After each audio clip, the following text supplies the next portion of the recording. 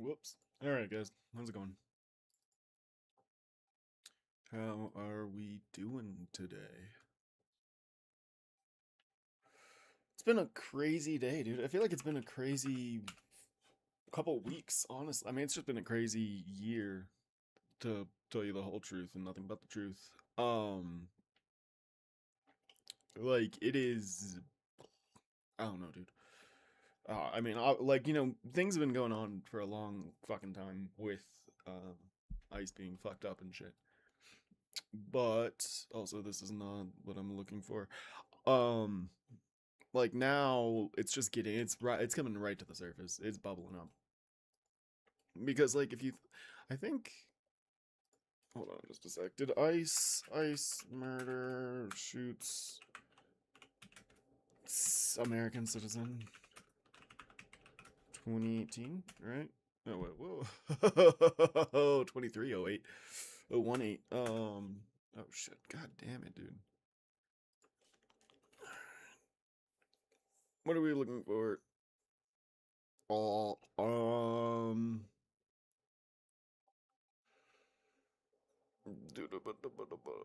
us, Alex. What the hell? Oh, okay. Um, what are we looking for here? Tools, right? Anytime, custom range from 2,000 to, let's see.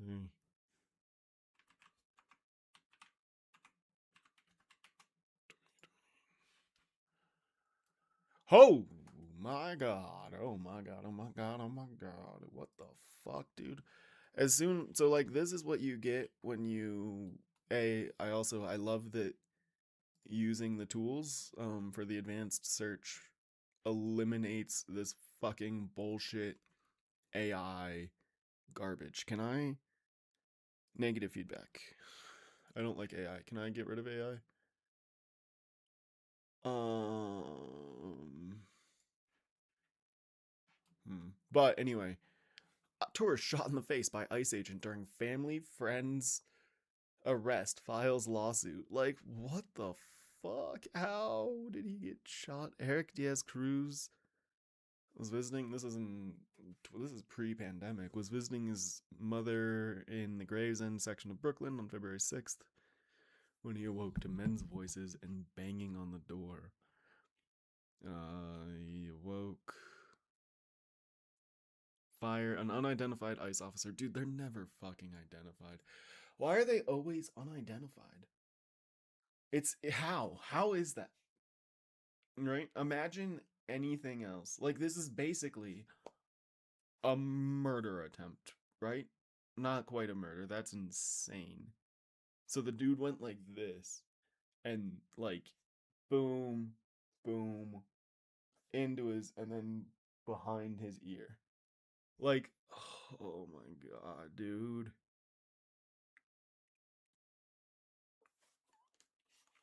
And they're just like, some dude did it, it's impossible. They all look the same to me.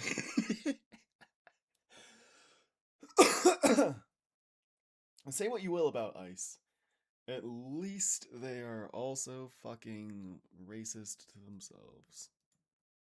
As horrible as that is. They might say all brown people look alike, but they also say everybody wearing the ICE on the back. If you're wearing a garment that has ICE anywhere in the clothing, they're like, you're one of us, boy. That's what fucking that's what the migrants need to do, man. They just need to they just need to become big fans of frozen water and put, big, I love ice things on them. Problem is, now you can't do that now. It'll make you look. Probably stop them from getting arrested. But also, that's just fucking pick me behavior, dude. Don't do that. For reals, though. This shit pissed me off. So at least, okay, so this isn't what I'm looking for. I saw something. Ushavansa's pregnancy becomes a talking point. It's fucking disgusting, dude. I wonder who the dad is. Nope. Oops.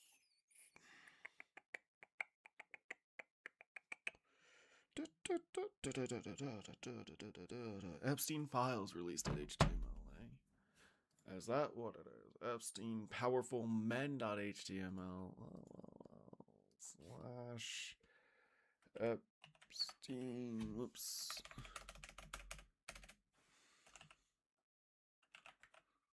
Epstein files. Whoops. Jeez, they do dashes not under. Oh, whoops.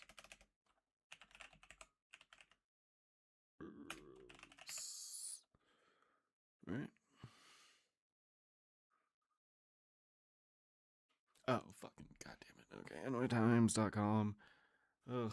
2026 slash 1/30 slash US slash politics. Epstein files release.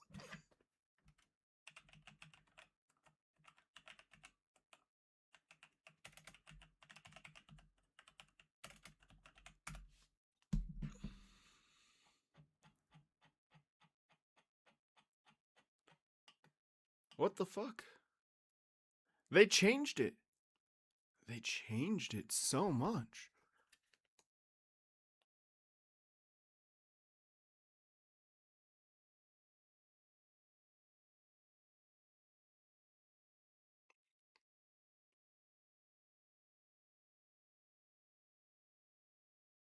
Dude, I swear to God, fuck, this is annoying. They changed it so much.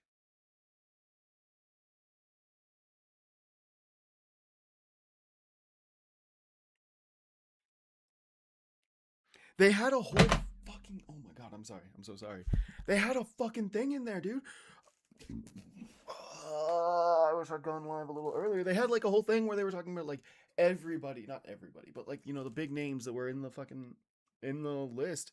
And one of those names, well, obviously one of those names was like Elon Musk. But like, you know, that when they were talking about fucking Elon Musk, they were saying they made it fucking sound like the Epstein files corroborated. That's the word I was looking for. Corroborated what fucking Musk was saying, but it's not true. Musk was begging to go to the islands. All right, what does this say? What does this say? What does this say? Oh, this is different. They said they weren't close. Oh, wait. Okay. Oh my God. Files appeared to contain at least 4,500 documents that mention Mr. Trump, according to an initial review by the New York Times. One was a summary FBI officials assembled last summer. More than a dozen tips. Mr. Epstein, who was a friend to many rich and powerful people, including Mr. Trump, was accused of sexually abusing and trafficking dozens of women and girls. He reached a plea deal with state prosecutors in 2008. Dude, that was a fucking was it Dahmer? Am I thinking Jeffrey Dahmer? I think so.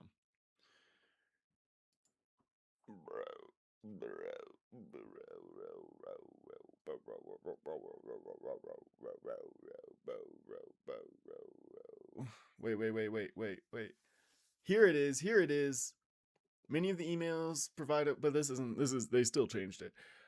Many of the emails provide a window into Mr. Epstein's chummy interactions with a wide array of influential figures long after he had been accused of sexual misconduct, including Elon Musk and Howard Lutnick, now the president's commerce secretary. Speaking of, what are we looking for? Justice Department, DOJ,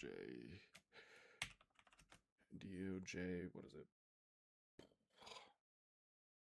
File batch 10.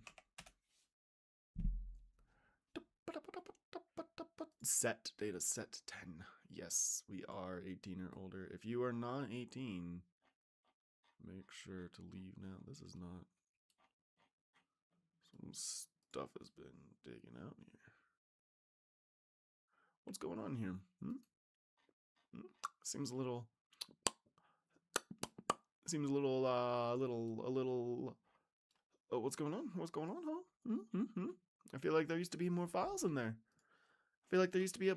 Oh, there we go. Maybe it was data set 11. Leslie Gooderoff. We look forward to speaking with Jeffrey shortly.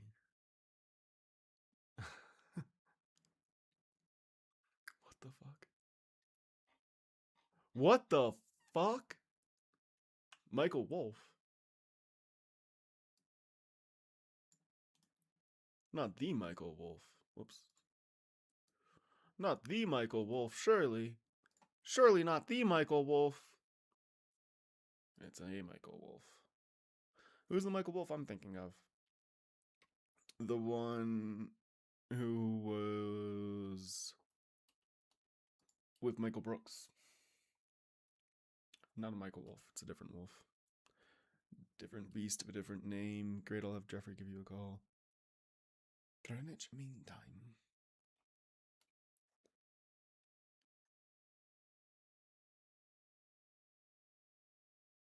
Ah, what? Oh. Wait, what? Dear.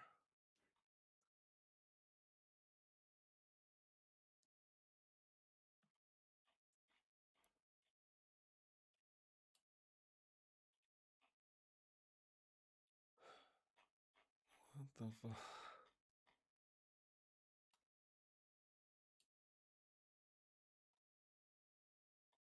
That's such a British fucking response.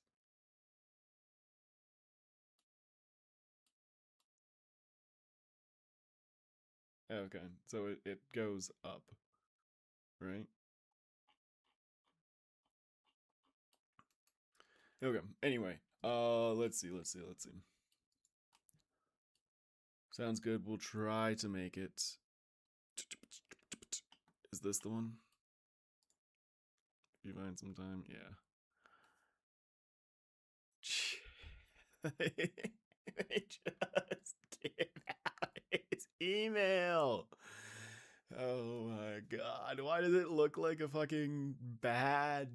Like he's he's like a vacation agent. Oh my god! A travel agent. That looks like a travel agent email. That guy. If someone put like Jeffrey at gvacation.com instead of a Gmail, like I'd totally be like, oh, this dude's just a travel agent, you know? Which I mean, I guess in a way that's sort of what he was. It's not an inaccurate an inaccurate representation of him. It's not a misrepresentation. Record show Mr. Lutnick sent an email to Mr. Epstein.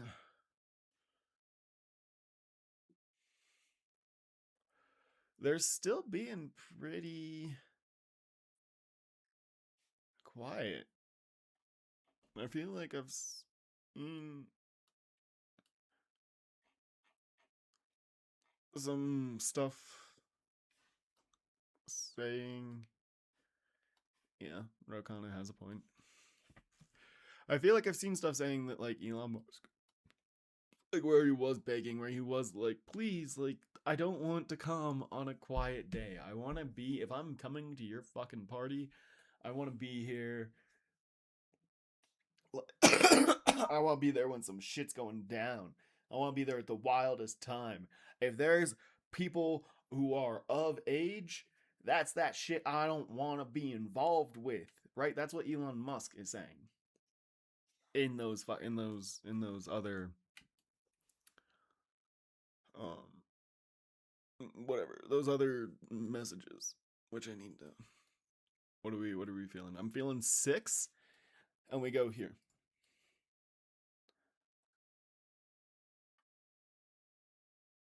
Who's this do?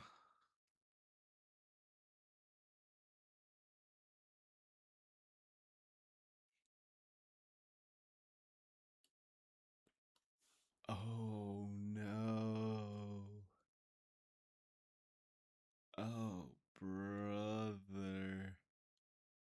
For graduation.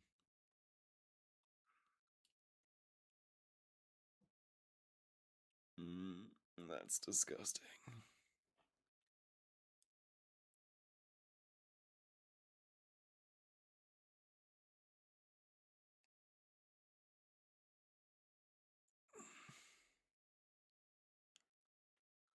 What? What's with this, like, have a wonderful day bullshit? That shit's creepy as fuck. This. Is that at the. I feel like that's at the bottom of a lot of these documents. Is that just like her sign off? Like, that's just like Leslie Groff's sign off? Kevin Eve.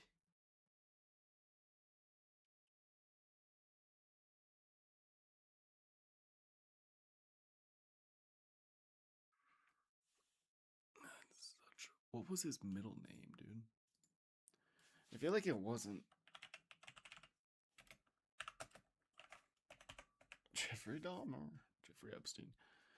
Edward Epstein, yep. JEE vacation. Yikes.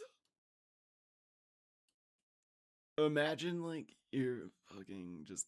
He's so lucky that. Whoops. He's so lucky that. Not. You know what? I'm not gonna say what I was gonna say. Can we do anything here?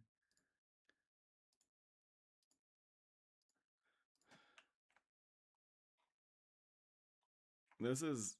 Did they really? Oh no. This is not properly redacted, I bet you anything. No. Wait. Oh, cool. Whoa! Whoa! Who needs fucking Adobe Acrobat? You can do this? What? What? I mean, it's useless. It's ugly. I didn't need it, but like, I can scribble. I can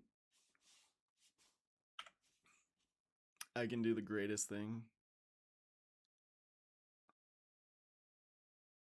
Oh shit! I fucked up. Ah!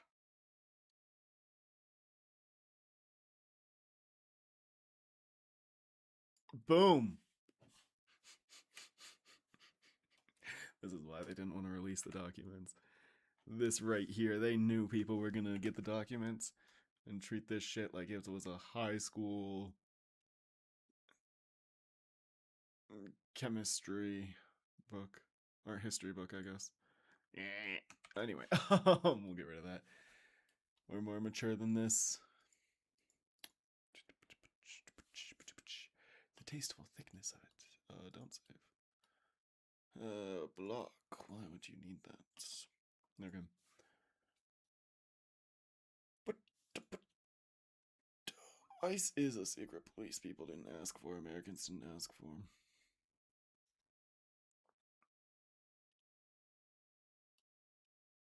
Dude, it's a shame. Here, give me just a sec. Can I go back? Yeah. Okay, so that was like a have a good day. Also, that's creepy as fuck, dude. What was that one? 3351.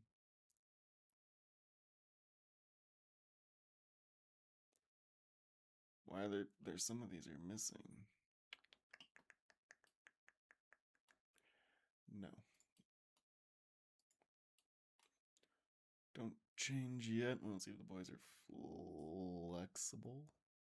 As well as my girlfriend. Who is this? What? Hi there. Yes, I saw you were scheduled to depart Wednesday, May 31st. Let me ask if Wednesday is possible for dinner. Totally understand. It's hard to change things.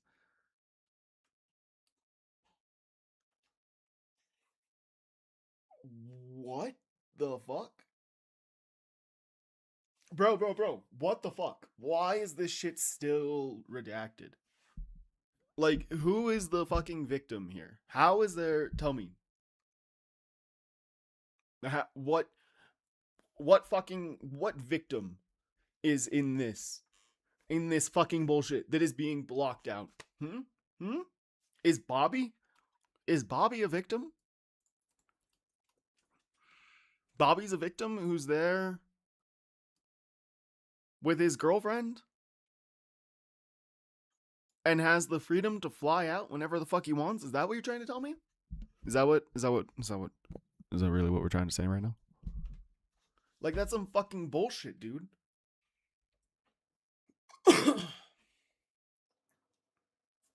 Anyway. Also, is that fucking Woody Guthrie? Woody Harrelson? Woody the fucking Buzz Lightyear's friend? What's Woody's last name? You got a friend in me. That's what fucking Epstein was singing. He ain't never throwing out those toys. What do we have in here? What's 3154? Peggy's in cans right now.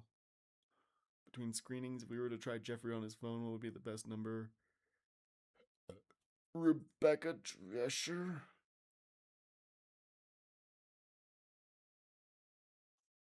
Hi. So they're protecting his assistant. So he got a new assistant. Is that what you're telling me? Because 3151 or 3351 was Leslie, right? Leslie Groff. Is this not? This is.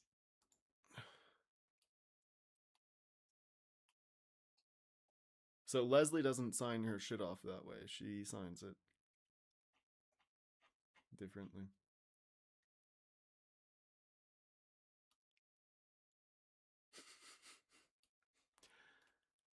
Oh no. It comes with a share ID and everything. Oh. Oh. Ugh, disgusting. Anyway, alright. We're just gonna go through one at a time. What if I do? Oh. Okay.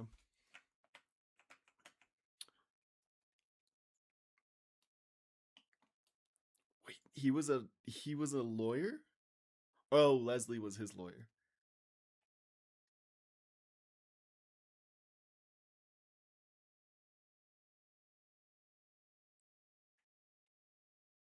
Of Jee. Oh, Jeffrey Epstein.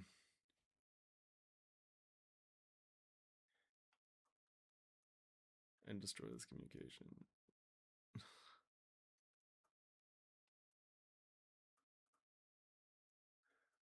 Who was what?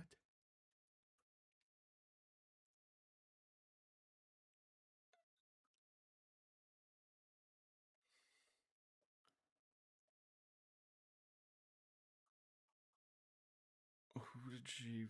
Oh, okay. Sure thing. Jesus Christ, dude, this is. Do not reply to this email.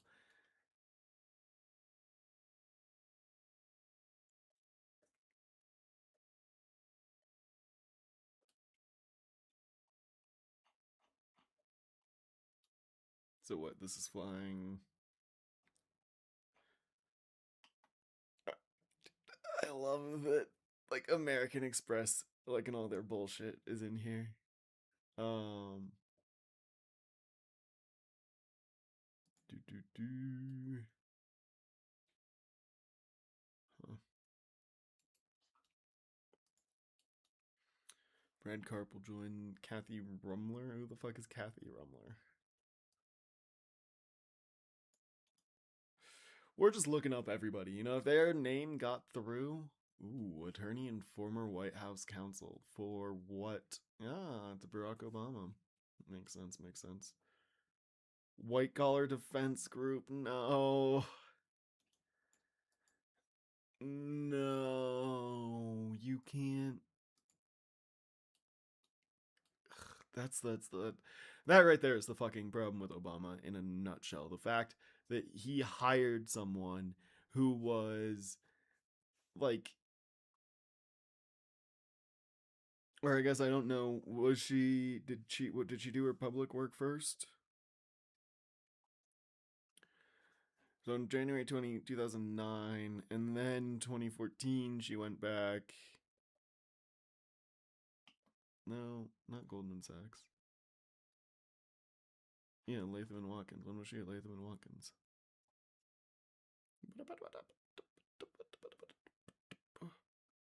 So she convicted, dude. She did. She ran the Enron task force, and got the.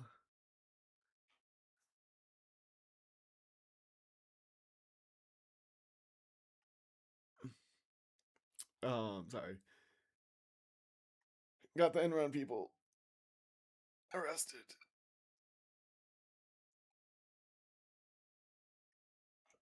Versus Sibelius. Is this Sibelius? The Sibelius, the music thing?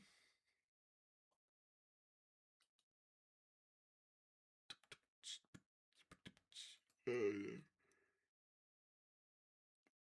yeah. So, what does it say?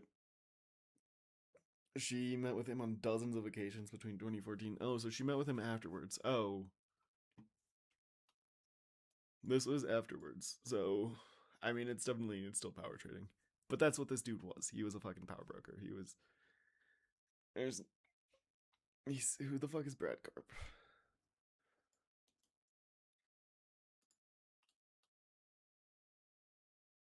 Hmm.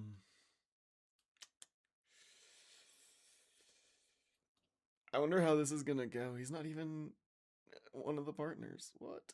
Chairman A is not even on the name?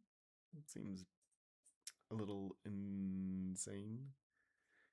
He quickly settled with the Trump administration, and then he still gets outed in the Epstein files. Well, we know someone who was probably gunning for these files to get deleted. Oh shit! Wait, these are going backwards, aren't they? Was this 12/8/90, and this is 13/3/50? Okay, so never mind. They no, never. That would be dumb. Yep, I'm dumb. I'm dumb.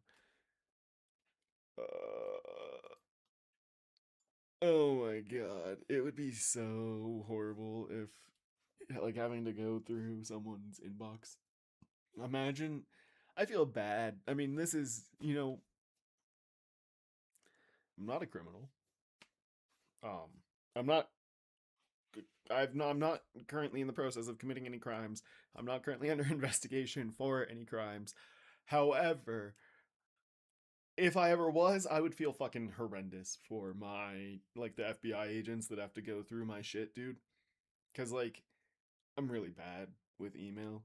I'm one of those people who does not check their email, like, and I do not delete things. And I think I have like 16,000 emails currently unread, and most of those are spam, right? But like, I'd imagine if you're in the FBI and you're going through, like, you'd have to go through everything, dude. Any chance for two apartments at apartment 301? Me and my new pilot Chip. Is that Larry? Oh, Larry Vysotsky. Who the fuck is Larry Vysotsky, eh? Hey? Larry Vysotsky? You think you can hide from me?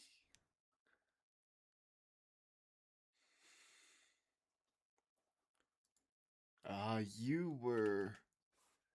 No, what? Lar Vysotsky. Larry. He was a personal pilot. Why does he have a new pilot? Oh my god. This is some people can't even fucking afford food. And meanwhile, Jeffrey Epstein was out there, so wealthy, his pilot could afford a pilot.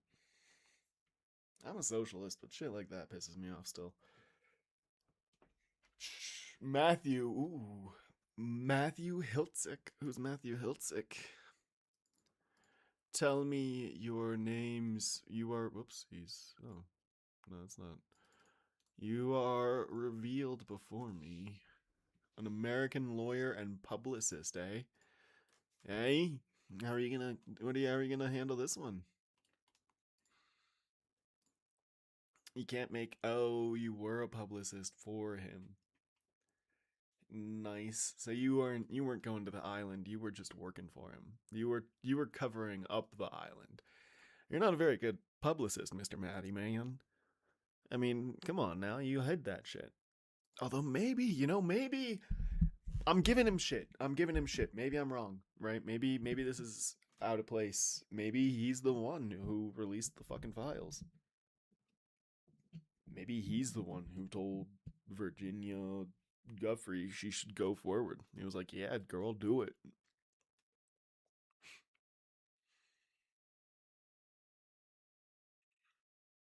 Occasionally been an executive producer on documentaries. Ugh. Dude, fucking Hollywood is disgusting. It's so gross and so I don't give a shit in so many ways. All of this, actually, you know what? We're leaving that open, and we're I'm leaving all of the. Although I don't think Matthew, he's just a greedy little grub. I think is probably what the deal with that was. And Ben Sosenko. Although it is interesting that they are not being protected in this.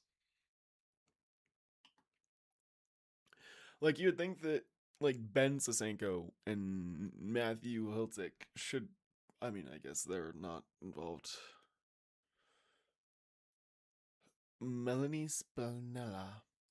Is that like Paige Spinella? Hmm. Oh, is she one of the people? One of the people who is suing him? Let's see. So we start from the bottom, right? Original message. Morning, Melanie. Did you hear back from Leon? Are you meeting with Jeffrey next Wednesday or Thursday? Might something work? Who is this from? Why is this? Morning, circling back. Any word? Whoa.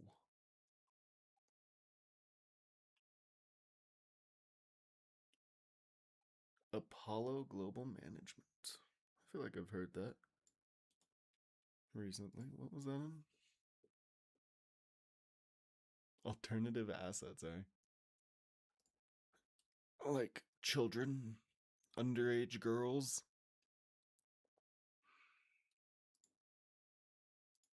And was this Epstein?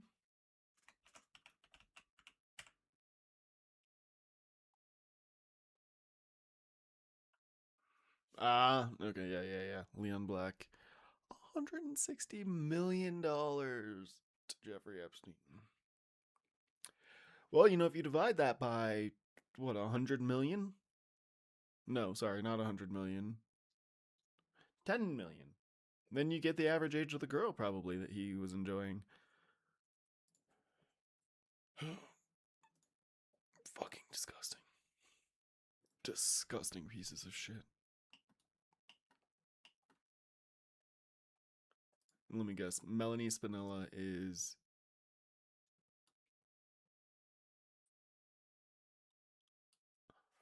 Why are they such a nice day? I haven't seen him yet. He landed this morning. He's not said anything.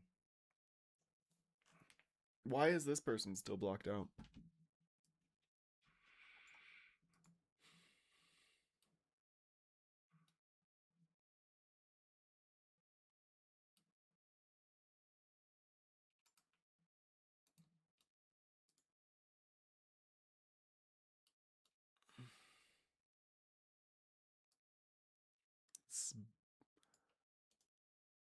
Oh god. Why? Well, I mean, at least no, he's still alive. Bobby and Teddy, no.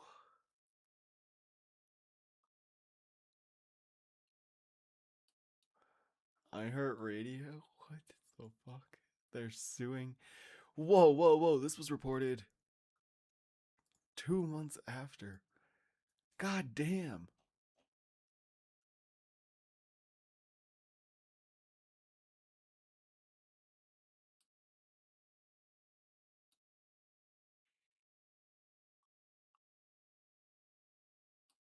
Bro. He's out here trying to fucking blame the fucking doctors and say that they're the reason why his wife died, and meanwhile he's out here trying to fucking get his way into Epstein's island? Brother, like, I get it, right? You're sad. You're grieving. You've just lost your fucking wife. The love of your life is no longer with you. You have to, like, raise your daughter alone. I'm sure it is horrifying. That doesn't mean you get to fuck other small children. Also, your daughter was of age at the time that this happened, I assume. Disgusting. Is there, so that's 80, that's 20, that's 896. 897. Leslie Danjin.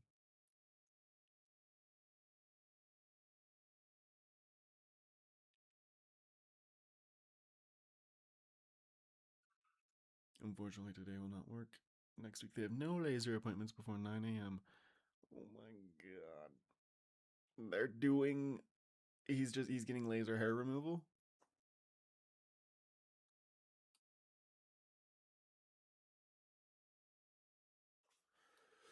Oi. Oh, they kept misspelling it too. I love that. I love that so much.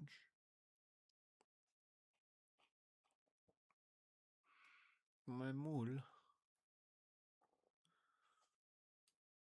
Hello, dear Leslie. Oh god. Dude, it's some creepy shit in here. Oh, we miss one name. I spoke too soon. Jeffrey just called me and said 7:30. Steve Hansen? Steve Hansen? No. No, no. That's Chris Hansen. Steve Hansen? Are you going to be talking to Chris Hansen here, buddy? Is he one of the Hansons?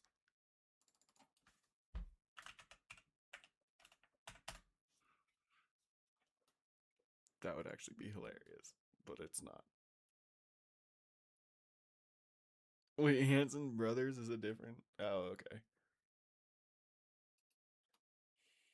Oh, there's also a Hanson Brothers band. Oh, of course. But they weren't Hanson Brothers. Oh. um Isaac Hansen, Taylor Hansen, and Zach Hansen. All right. Not Steve. Steve Hansen. This looks like a Steve Hansen. I could see this Steve Hansen going to Jeffrey Epstein's island, but also I don't want to. I could also very much see this Steve Hansen going to Epstein's island. William and Mary. Oh no.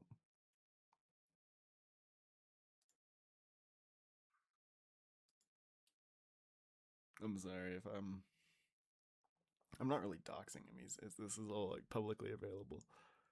Democracy Initiative.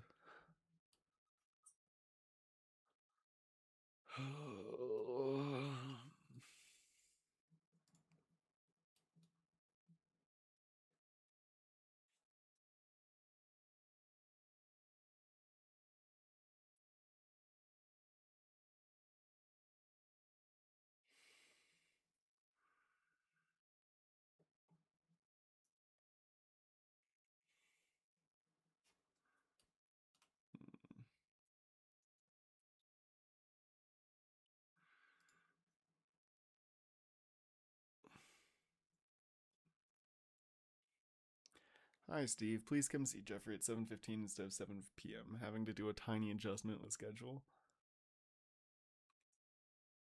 I'm gonna actually come at 7:30 or hair before. I spoke too soon. Jeffrey just called me and said 7:30 p.m. is too late. Can you come see him at 4 p.m.? He says he should be home by then. Let me know. Who the fuck is Steven Hansen? Okay.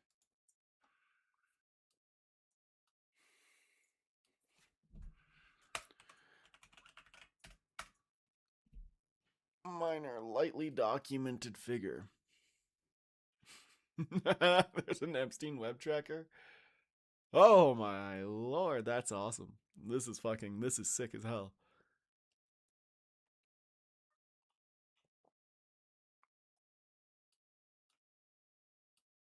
It's not 2010. What are you talking about? This is 2017.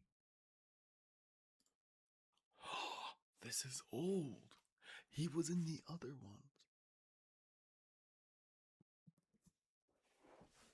Okay. Okay. I mean, I still, I feel like if you were, Lucasi, I'm pretty fucking close to being Lucari. Um,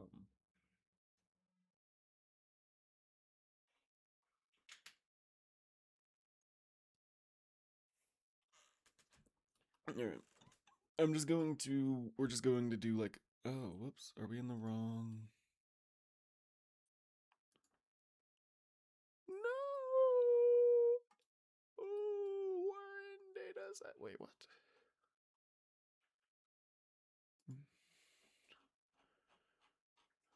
But this is a small trench, right? This is fine. Data set 10. Why is it 1, 2? Uh-huh, you fucking tried to hide this shit from me, eh? Please do check Delta. Dude, why are you...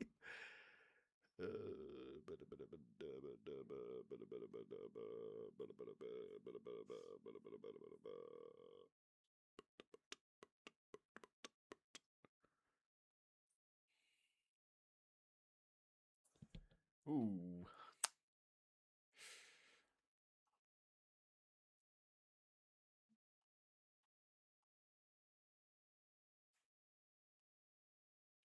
He's flying him out, coach!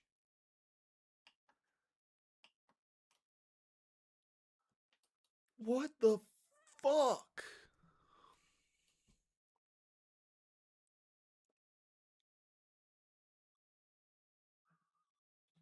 Why is the Centurion relationship manager being exposed in this, but the fucking person who is coordinating the travel of the fucking victims is getting blocked out? What the fuck? How? How is this legal? Like, I get this, right? Absolutely. Absolutely fucking redact these names. If you are going to redact any fucking names in the entire goddamn document, redact these two names. Two of the people that got flown out there and fucking raped. Two of the victims.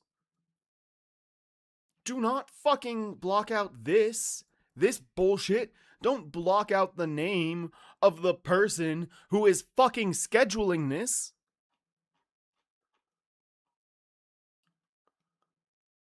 Disgusting.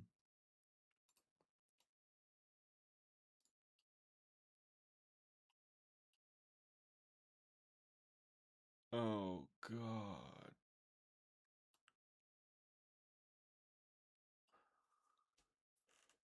What fucking creepy ass fucking shit is this?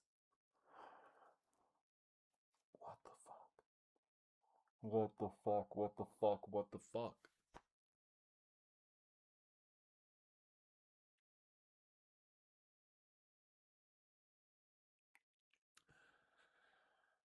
Epstein was doing fucking genealogies.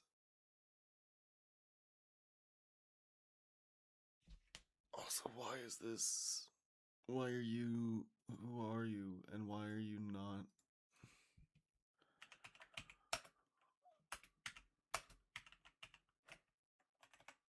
I can't be a victim. Oh, come on.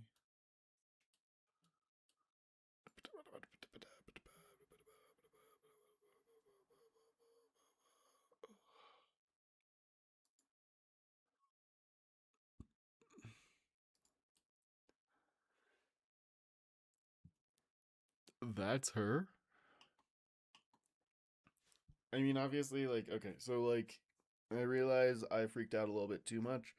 That would be a disgusting fucking predilection, and I would not be surprised if it is something that Epstein, like, serviced on his island, is, being like, hey, you wanna fuck a Korean girl? I'll get you one of Genghis Khan's descendants or some shit like that, right? Or being like, hey, like, you don't like this person, I can find you like a relative of theirs that you can fuck. I could totally see like rich people being into that fucked up shit and Epstein catering to that. But like, oh, my mouse is broken. Buy me a new mouse, please. Please buy me a new mouse.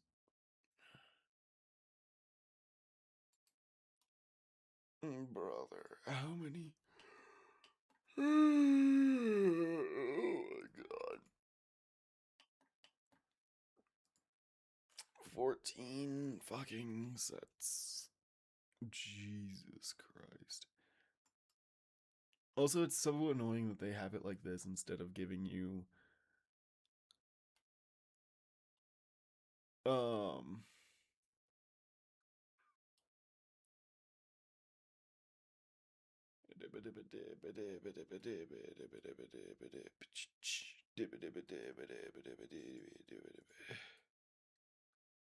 I thought I got a receipt. Let me have a look. Oh no. What is Centurion?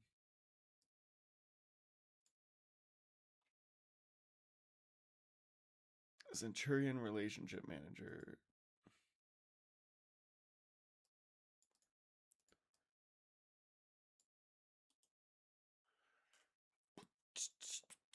What the fuck is this? Oh, Amazon American Express. Oh god.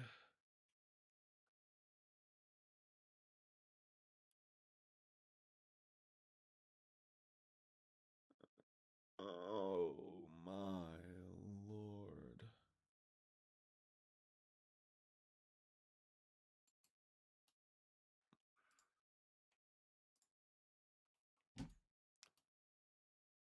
Tess, you do not actually need to clean. 11J, merely empty garbage and check fridge for anything that needs to be thrown away. Please clean. 11J, next week you need to clean the girls' apartments tomorrow. Karina hired Bianca to clean her apartment, so you don't need to do hers. But you do need to help clean 1, 2, and 3 apartments tomorrow. Friday, please clean 10B and 11P. Not sure why you were under the impression the girls' apartments didn't need cleaning this week. I'll send an email to them today and CC you. You're okay, be there tomorrow for the girls' apartment. Thank you.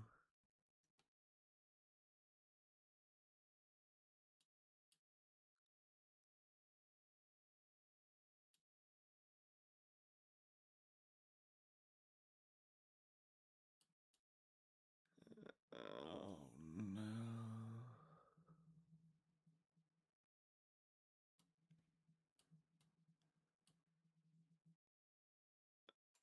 Oh god. What the fuck? They're being mean to like the cleaning people. Yeah. You know what? Wait, this is May 26th. No, no, no, no, no. Yo, yo, yo. My mouse is in the files. It's trying to. This is from May 16th. May 16th to May 26th? There's no way. There's no way.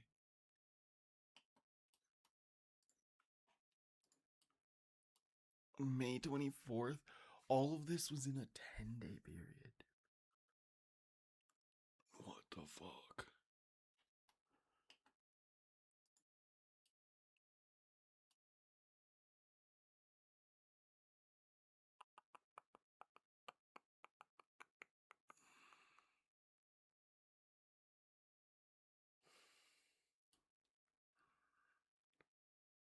Who are you? Who's Camilla Rexton Munson?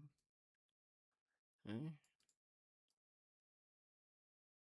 Oh my god, dude, this is just fit. This is so disgusting. Why? The fucking what? Okay, I'm so confused. Legitimately just so confused. Because they have like random names, it seems like, that are redacted. First, all reasonable efforts have been made to review and redact personal information pertaining to victims, other private individuals, and protect sensitive material from disclosure.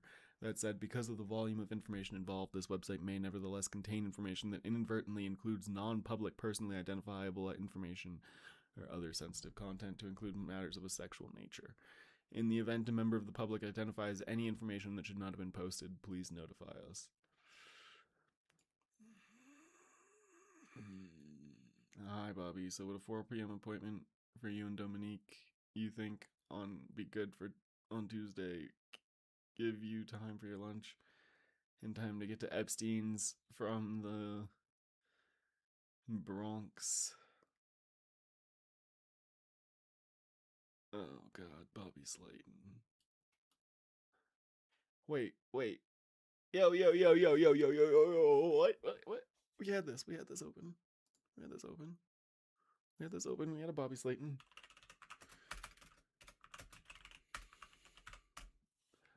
This motherfucker. Him and Dominique. Him and Dominique. Him and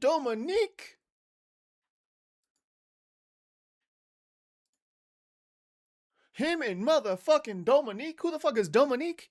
His wife just died. His wife died 2 months before this.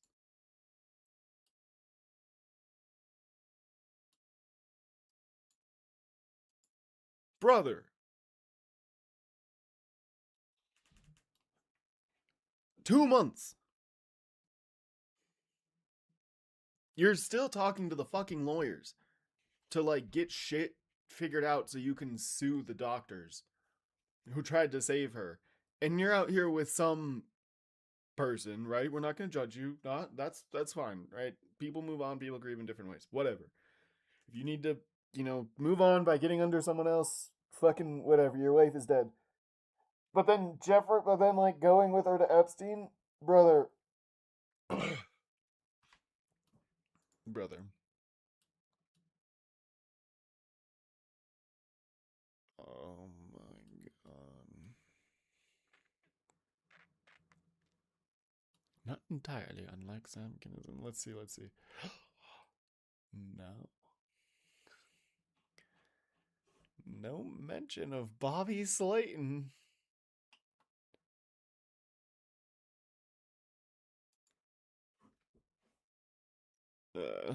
Jewish home. Often jokes about his own Jewish identity. Distinctive gravelly voice.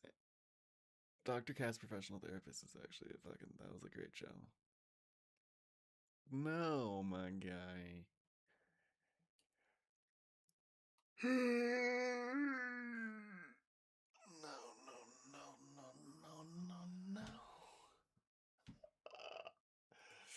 I guess laughter is not the best medicine. How do I keep losing things?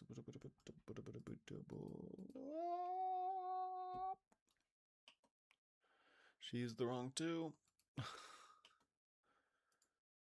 Why is this playing? I'm sorry. I didn't realize I was playing. I didn't have my headphones on. Oh, dude, this is. Oh, whoa. Huh.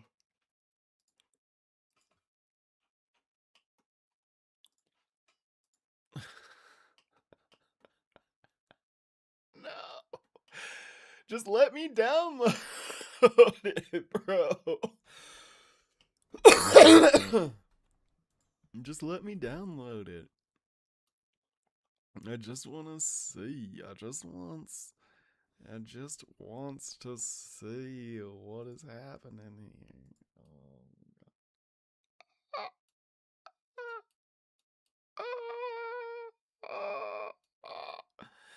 And then they don't even provide a fucking link. These bastards. What are they fucking doing to me? Duplicate documents between something, Sudi and Y.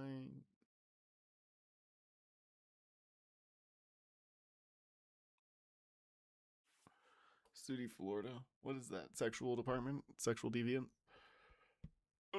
Oh.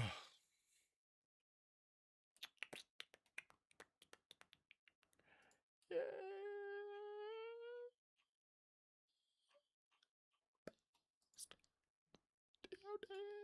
Disclosures. Oh, here it is. Okay, okay. I just gotta try to hide it. You gotta try to hide it. Oh, contact book. The masseuse list. Brother. What the fuck?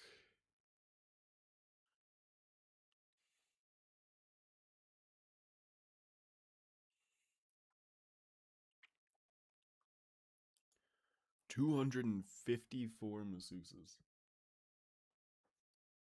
Masseuse, however you pronounce it. What the actual fuck? That's insane. That's disgusting.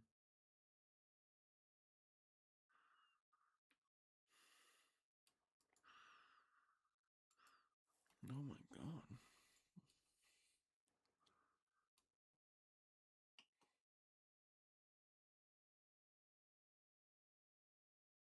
Paul Allen. Oh my god. Wait, wait, wait. We're looking for Clinton. Clinton, Clinton, Clinton. Clinton, Clinton, Barstone, Hillary Barstone. Burley, Jean-Marc, Peter Brandt. Damn. I mean, isn't that the guy? Isn't that like one of the Peter Thiel buddies?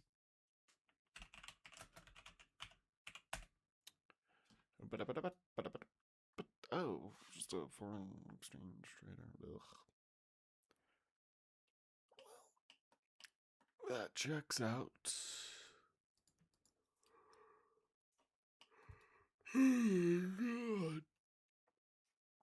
This was an actual fucking physical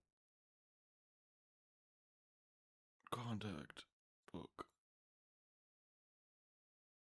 Clinton, Clinton, Clinton, Clinton.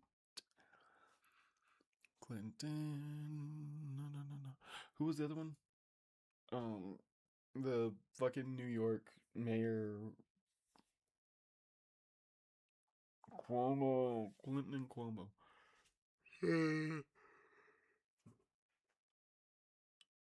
Oh, what? Cleese, Clemson, Clive, Coben? No! No, you don't have the Clintons. You don't have the Clinton. What about Cuomo? Give me Cuomo, give me Cuomo.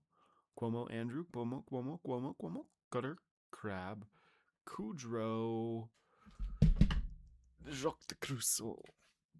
Alright, alright, alright, alright, alright. Nick and Heather Day.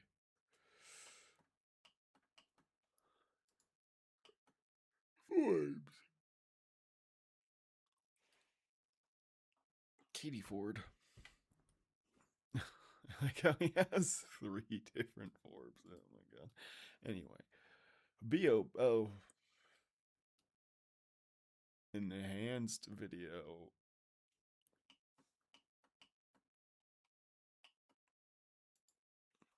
This is the one that shows the cut. 7:40 p.m., right? 8:30 p.m., 9:30. We're looking for like 11:57, right? This is the time. Was it from the wrong day?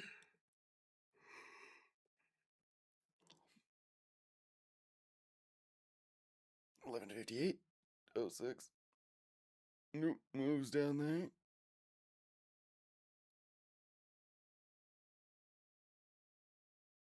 Where's homeboy go? Come on. Come on. I don't think I've ever actually seen the video footage before.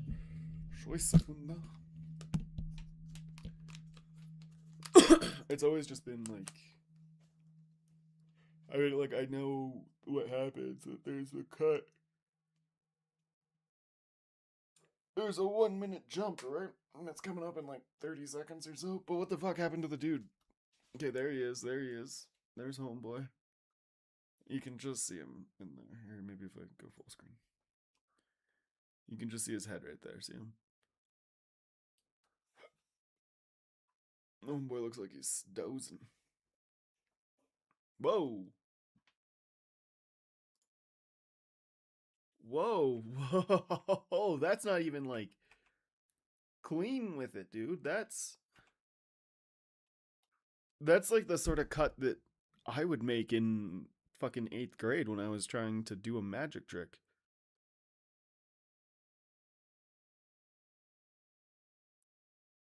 Hold up, hold up. 51.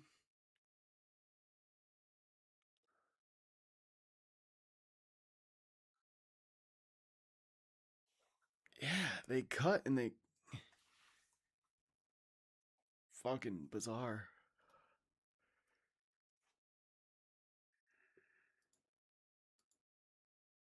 I feel like the cut would be one thing, right?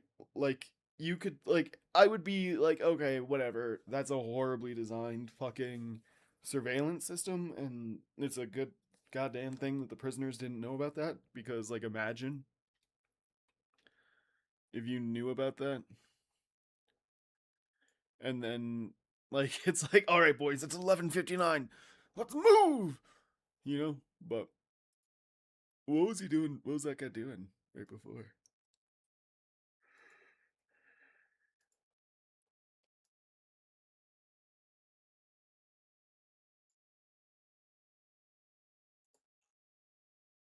See, because the suspicious thing about it to me is this. Boop. Oh. No. See.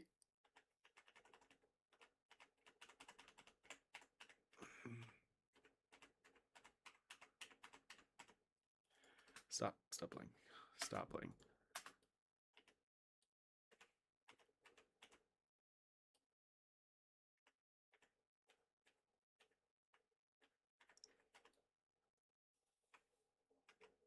Why does it have this little thing up here for all of this? What's happening? What is this doing? What is this little fucking bar up here? Can someone explain this to me?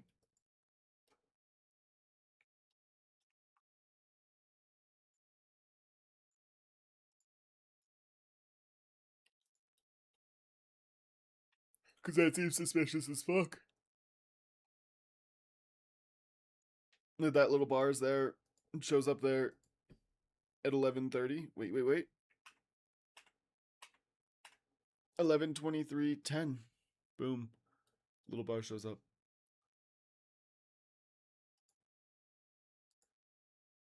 When did the shit get moved? That was like at 12. 12. Hold up. Okay. Also, what this is Epstein, right?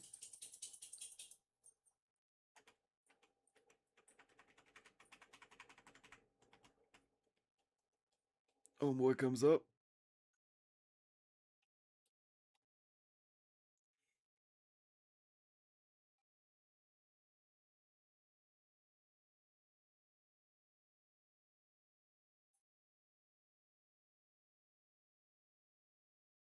What's he doing? What's he doing?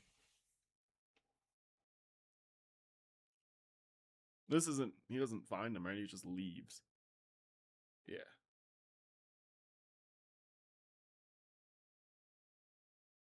Oh, that's wild. What?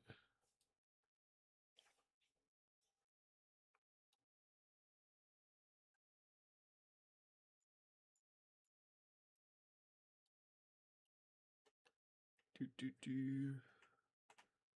What was Epstein's cell number? I thought Epstein's cell was this way. Maybe at like 8 in the morning.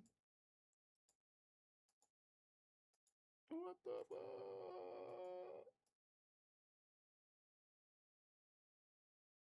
Oh my god. All right. Whatever.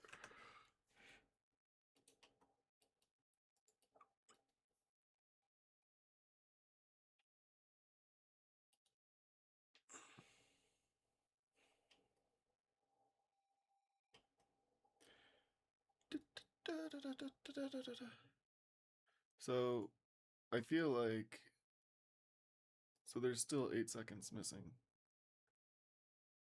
Also, like, it doesn't. I don't believe this anymore at this point. Like, this video is altered. Um, this shit's fucking disgusting. The Maxwell proffer.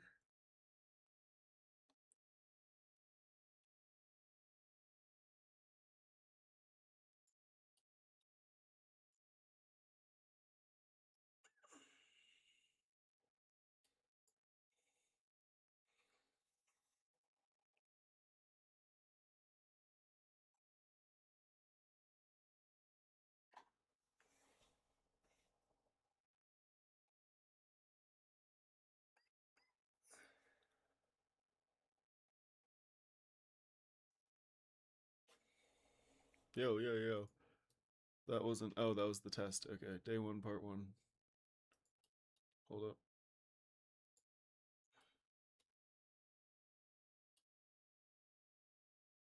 Bro. Bro. Get yourself a pop filter. Also, don't fucking blow out the goddamn microphone. Anyway, sorry. I'm back. Um, but seriously though, like, get yourself a pop filter. Shit sounds horrible. Get yourself a nicer microphone. You guys are the fucking federal government. You just spent $20 billion on ICE. You just approved $20 billion in spending for ICE. You can afford an AT 2020 or a Shure 7B or a what's the other one? What's the one named after the famous mathematician?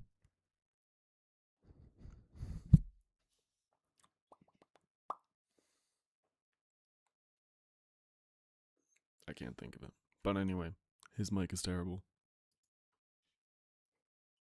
Let me just make sure. Yeah. Yeah, no, his mic is terrible. All right.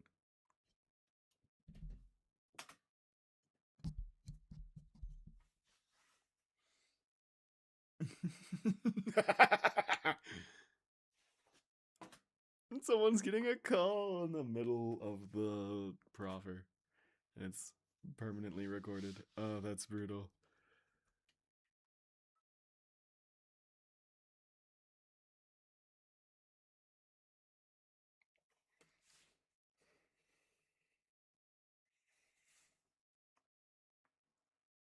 Oh, that was beautiful. I mean, obviously, like, they're probably calling to tell him we're on the way or whatever. Do we not get a tele? Wait, what? Why is this redacted? Client. The fuck?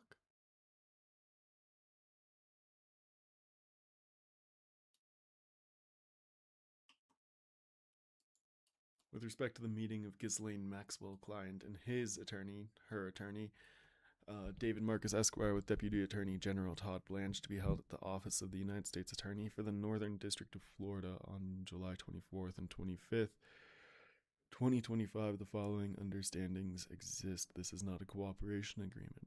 The client has agreed to provide the government with information and to respond to questions so that the government may value client's information and respond to questions. Oh, and responses in making prosecutive decisions. By receiving client's proffer, the government does not agree to make a motion on the client's behalf or to enter into a cooperation agreement, plea agreement, immunity, or non prosecution agreement. The government makes no representation about the likelihood that any such agreement will be reached in connection with this proffer. In any prosecution brought against client by this department, except as provided below, the government will not offer in evidence on its case in chief or in connection with any sentencing proceeding for the purpose of determining an appropriate sentence any statements made by client at the meeting, except A, in a prosecution for false statements, obstruction of justice, or perjury with respect to any acts committed or statements made during or after the meeting or testimony given after the meeting. Or B, wait, will not offer in evidence any statements made by client at the meeting Um, except with respect to acts committed or statements made during or after her testimony, or if she becomes a fugitive from justice. So basically, as long as she doesn't run and as long as she doesn't commit any crimes afterwards, she would have gotten immunity. I don't think that they took it though, right? That was the whole problem. Why is this redacted? Yes, I am 18. Oh, this has some like some fucking some shit in it, eh?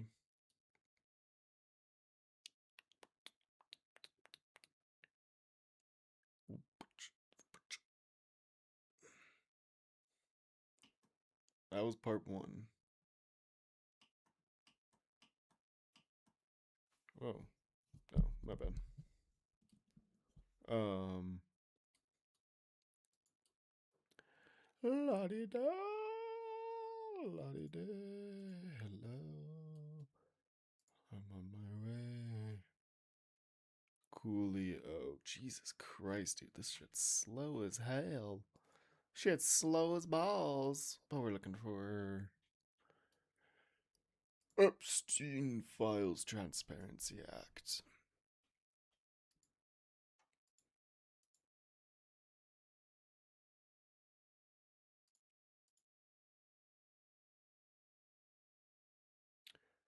Was this the one?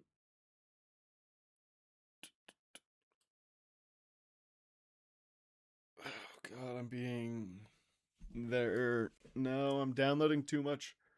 Oh, whoa. Oh,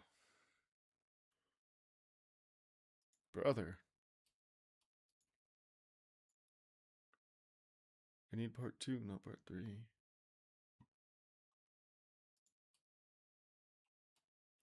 What's in the dataset 8 files? Are these the big ones?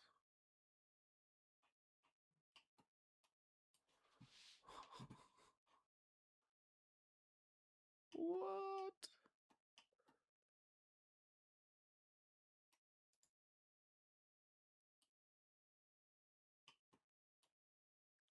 Whoa.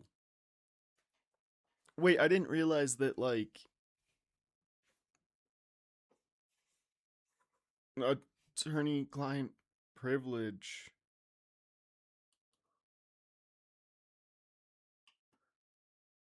Or is this. Oh, okay. These redactions are just to, like, just to stop people from harassing the. Just because that person is no longer probably employed there. That makes sense. That's fair. I don't really. That doesn't bother me. 9829. That window works for me, eh? April 13th, 2021. Why the fuck? US anus? Oh no. The anus team is on the job. 12 and 3. Dude, how is it that this shit looks exactly like the fucking Epstein files? This is crazy. I mean, that sounds dumb.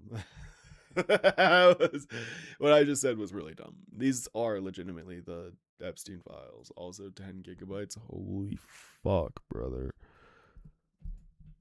Holy fuck. What's in 9? I thought we just. Oh. And review of the Federal Bureau of Prisons Custody, Care, and Supervision.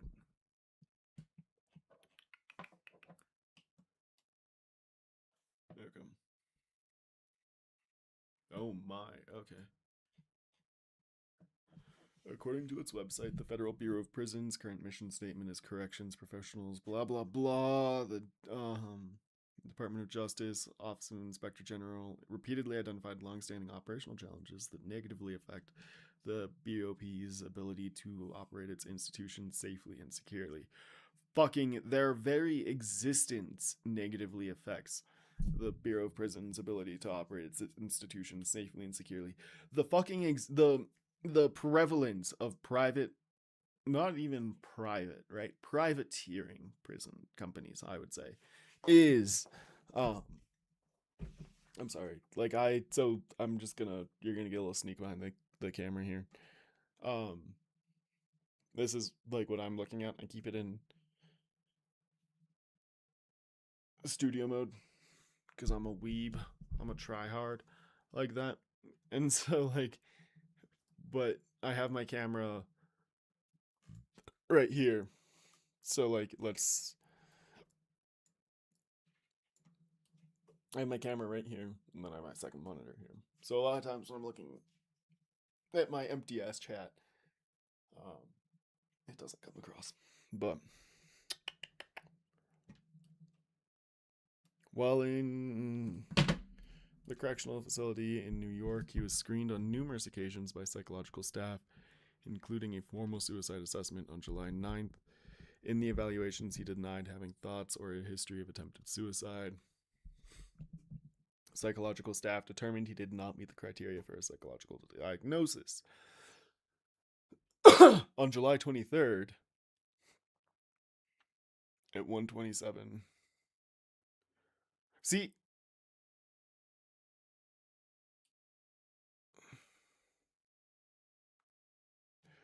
I guess so that's something that's weird, right? And I'm sure other people have talked about that already, but they found him July 23rd, 2019, right? August 10th, 2019. Oh, July 23rd was when he attempted suicide. With an orange cloth around his neck, Epstein's cellmate told officers Epstein tried to hang himself. They examined Epstein, observed friction marks and superficial reddening around his neck and on his knee, and placed him on suicide watch. BOP policy requires that inmates identified as suicide risks be placed on suicide watch until no longer at imminent risk. The BOP uses a less restrictive monitoring form, psychological observation, for inmates who are stabilizing but not yet ready to return to a housing unit. Epstein was removed from suicide watch on July 24th but remained under psychological observation until the 30th. He first told MCC New York staff he thought his cellmate had tried to kill him, but later said he did not know what occurred and he did not want to talk about how he had sustained his injuries. Not suspicious at all. That is that. I mean, what? What? Are you crazy? What sort of suicidal prisoner wouldn't be like, hey, it was my soulmate. He tried to do it. Fucking Christ, man.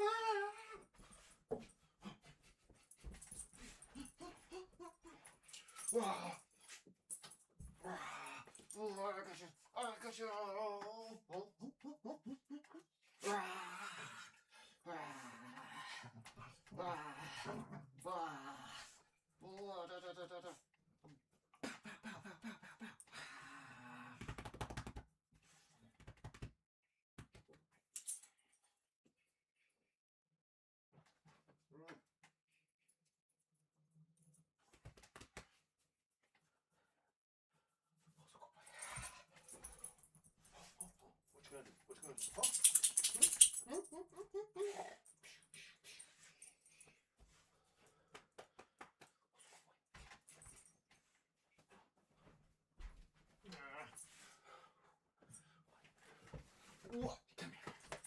Come here. Are you just a squeeze boy? Are you just a squeeze boy? Yeah. Yeah. Wah. Come here. Yeah, you wouldn't have gone to St. Bart's, would you? Huh? Huh? You would have been like, raw. I don't need that shit. I don't need that shit. That's not for me. Raw.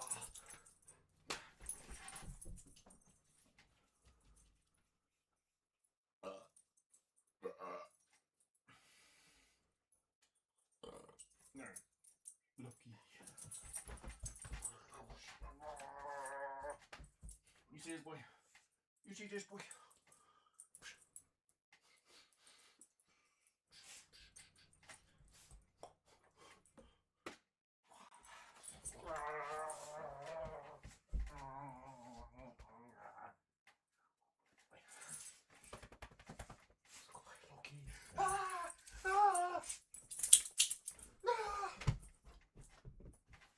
Those are my shoes. Yeah.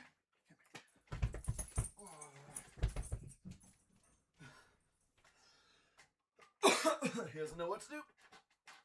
He had a big day today. Oh. We all did. Not my ass. It's just my muffin top.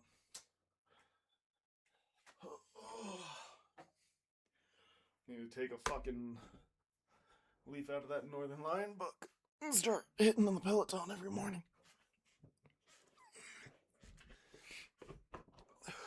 Because also I get stuck doing this, dude.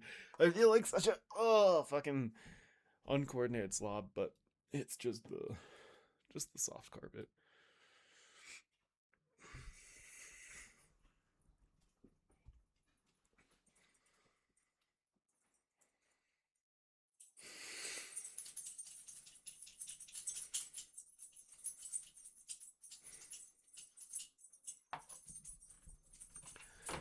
Okay. So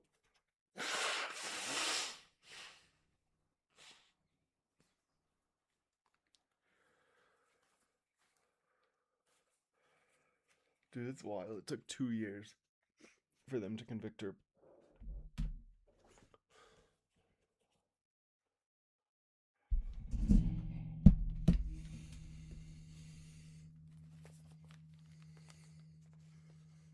That's wild.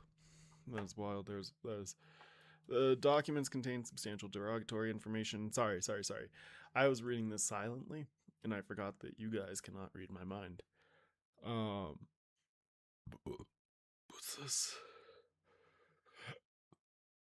Why does it say auto stop? I'm still streaming, right? To YouTube?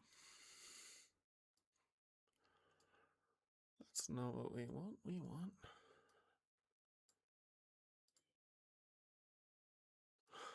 Here we go. Now they're saying you appeared eager. That's more like it. That's more like it.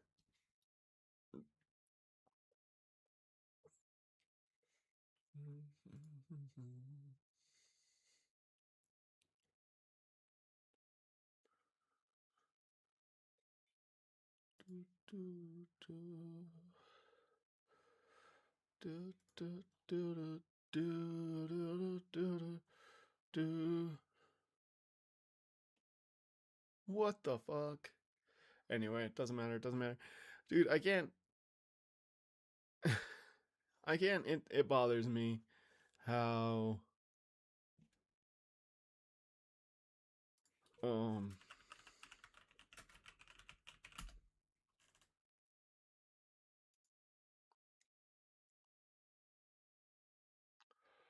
Hold up. What's going on? What's going on here? Huh? Huh? This is some bullshit. I tell you what. No wonder nobody's watching me. It's not because I suck. It's because they're hiding me. Oh my. Oh my. I don't think I'm subscribed to a bunch of these people. A lot of these people I don't even remember subscribing to. There's a lot of these people that don't I think that they just like auto subscribed me to.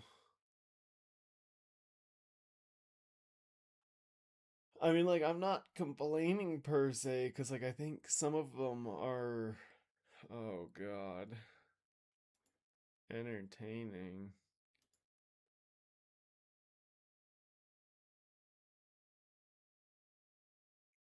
Ugh.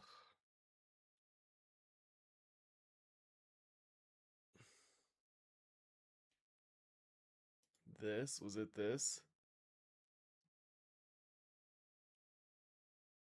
Wait, this. Is this the dude? Does he go live ever? Sorry.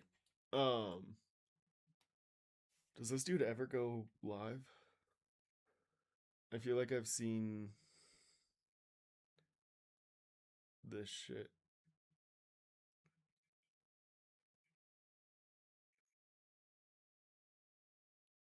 Also, it's just like you can tell what sort of channel this is by the fact I tested the world's weirdest beds. 6'7". I tested 6'7". 6'7". Let me guess. 6'7". Oh no, this one's too old. Too old. Wait, really? 3 weeks ago and it doesn't have 6'7" in it? How many? Okay, 6'7". 6'7". He probably has a 6'7" hidden in here that I'm just not spotting it. 7? There's the 7. Wait, wait, wait. Alright, we've got a 7. Where's the 6? Where's the 6? I know you're hiding a 6 in here. 7, 6, 6, 7, 7. Bro, the subliminal 6, 7. No, it's actually he did it here for real though. And then let's see. 1, 2, 3, 4, 5. Good job. AI got that number of fingers right. These are absolutely AI thumbnails. I refuse to believe otherwise.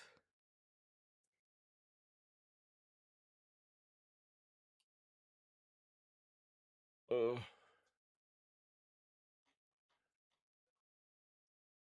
Anyway, man's like a fucking Gen Z Tom Scott. No. Hey, look, it's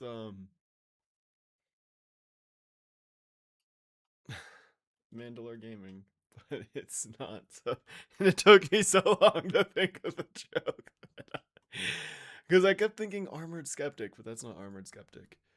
Since 2001, Wikipedia has become the backbone of knowledge. Oh wait, wait, wait. Oh whoa, what?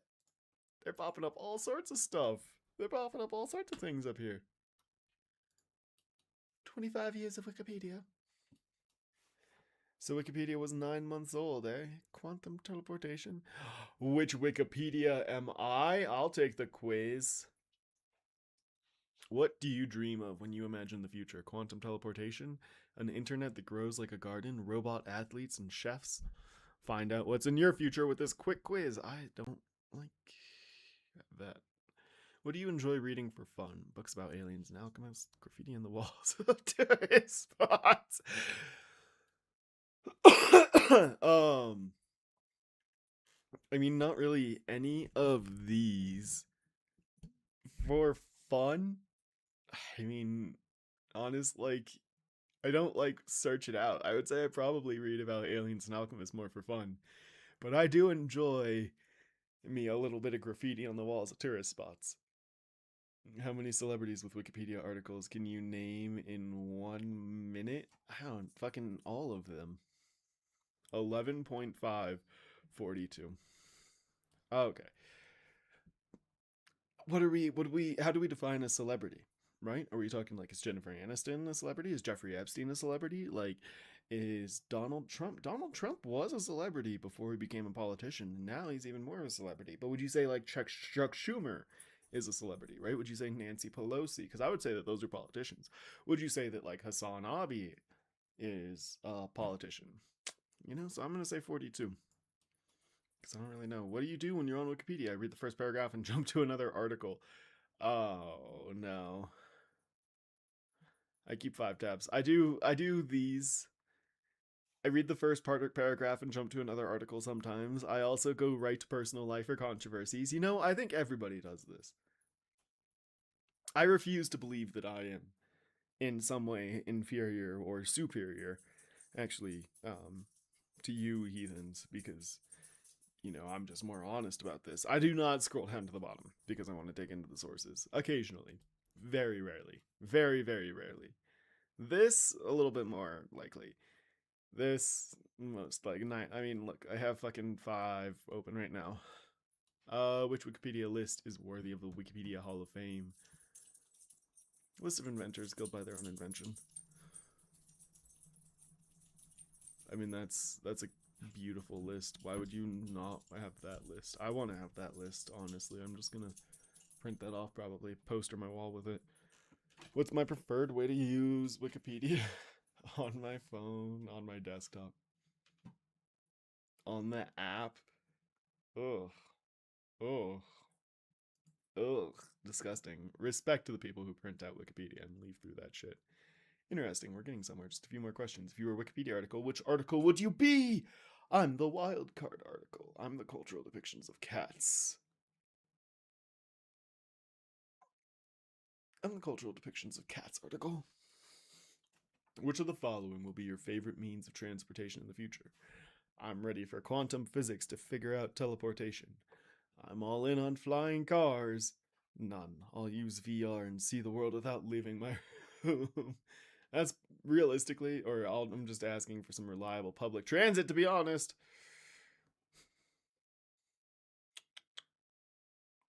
I mean, low key, this is going to be the one that, like, this is my realistic answer. But I'm all in on some fucking reliable public transit, baby. Which trend? I am train pilled all the way. Which trend are you most hoping will make a comeback in the next 25 years? Is it flip phones, MP3 players, blogging, all early 2000s tech? Nothing. I'm a forward thinking person. Writing letters, writing recipes, just writing in general, or cave dwelling? Honestly, I'm gonna be I'm gonna be like keeping it a buck with you guys. I don't think that writing has diminished. Or at least I guess that's wrong.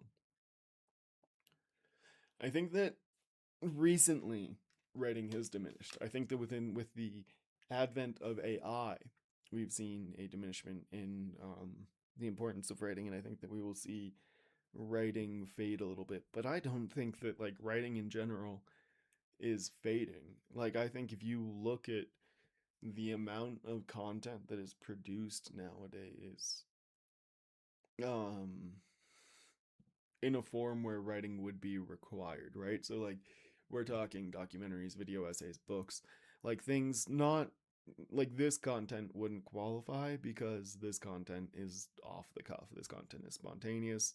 I don't have a script that I wrote.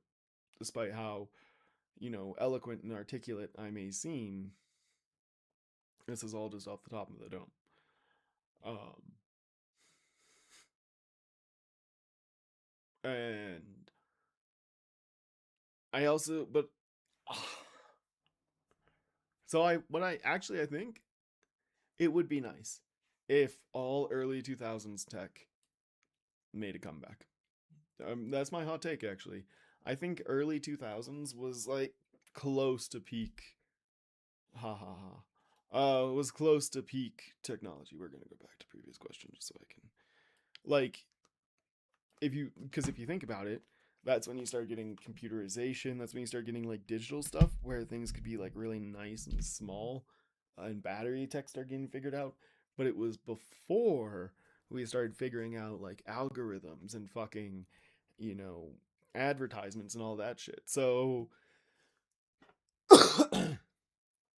yeah, no, flip phones, MP3 players, blogging, fucking those, like, all of that is beautiful, dude. The early 2000s internet, minus, like, there's some gross features of the early 2000s internet, obviously.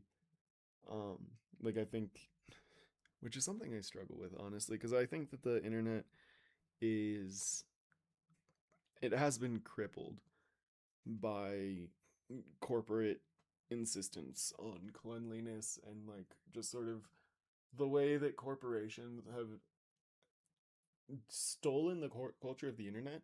To a certain extent, I would say that like brands have definitely stolen or appropriated internet culture, but then also like they have forced their own culture on internet spaces, right? Like if you think about it, not swearing, that's not a cultural thing. That's the reason why YouTube doesn't like it when people swear is because that that upsets the advertisers. Like, you know? So, and it's the same with Twitch. It's the same with any website. They want it to be clean because they don't want to upset the advertisers. And so like and nowadays, especially fucking moving forward, my god, dude, we can talk about the RAM prices. Ugh, look at how bad my skin is. Um like it's getting harder to own a personal computer, let alone a server. And with the way ISPs, which is something people don't talk about, like ISPs, I think, are largely in Netflix. Honestly, fuck Netflix, dude. Fuck Netflix so hard. Netflix ruined so much. Like, I love it to death because it's entertainment, but it is. You could not create a more cancerous fucking service. Or it would be hard to create, like, a more cancerous service. Or to think of an internet. To think of a company that has done more harm than Netflix. Because Netflix is responsible for the fucking subscription model that has become inescapable. It has become omnipresent. Is the word I was looking for. That was Netflix's innovation, right? I think that was what's his name? Reed. Larry Reed or whatever. He came up with that shit. And then like Netflix did really well. And other companies started being like, oh, software as a service. Boom. Right? But then also, something else Netflix did is ugh, Netflix suddenly, like when people are streaming videos, which I guess is sort of, it's hard to say, it's good and bad, right? But when people start streaming videos, then all of a sudden, what color was the dress? It was black and blue. I'm the consensus driven collaborator. I'm super curious, friendly, yet argumentative, but not in a bad way. Your future is shaped by open source technologies, open discourse, and a lot of behind the scenes teamwork. Also, I lied. I lied when it said, what's the first thing you do when you go to a Wikipedia page? One of my favorite things to do is to go to a, um, the view history. This is my favorite page in all of Wikipedia because like you can go minor style improvements and one typo expanded on reaction to deal. Like it's the gnome, so you can see and like sometimes remove citations that don't appear to have ever existed. Like sometimes you can get like these arguments in here which are beautiful, but not now.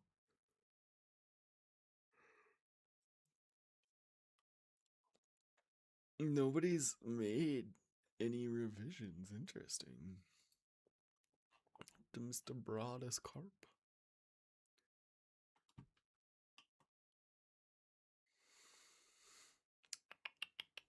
Rifkind, Wharton, and Garrison Law. Multinational. What's a white shoe law firm? Mm,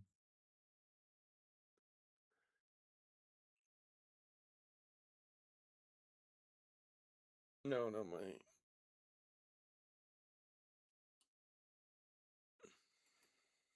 What? Oh, John Aller. John Aller. Okay, okay. Oh, that was John Oliver. The crib. What the fuck?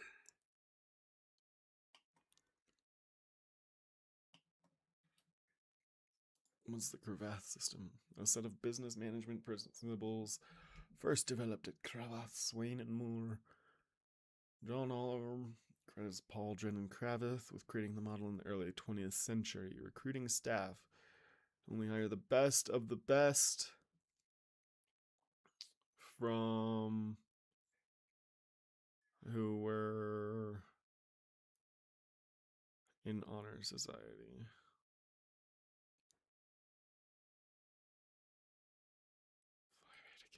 Okay, okay.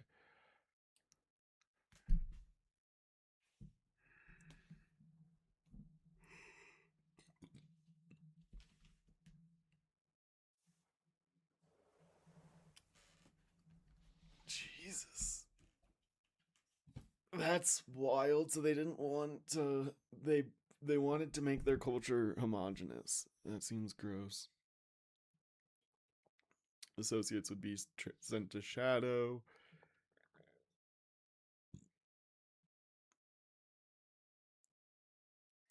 Oh my god.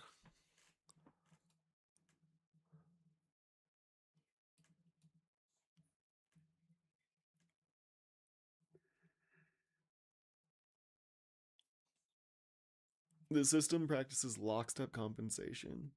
Early practices at law firms paid associates nothing except what they could bring in for themselves. By 1910, Cravath was one of the first to hire incoming lawyers on the salary, since Cravath preferred to hire the best and remunerate them very well. This led to wide disparities in starting salaries in the legal industry. Collusion among law firms and schools led to uniform starting salaries across law firms from the end of World War I until World War II. But this stopped once the top law firm salaries reached parity soon after. What the fuck is lockstep compensation? Is a system of remuneration in which employee salaries are based purely on their seniority within the organization. All law school graduates hired by a law firm receive the same base pay regardless of background, experience, or ability. They will also. During Great Recession, some law firms began replacing the lockstep system with merit-based systems.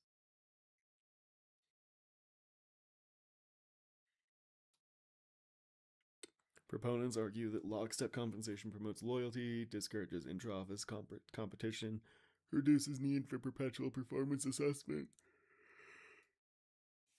and provides for more flexible work structures. But I feel like the problem with it is that like you can have an old like just your older you're the longer someone has been with you, the more they're paid, even though they're like theoretically their productivity will go up, but it's not necessarily.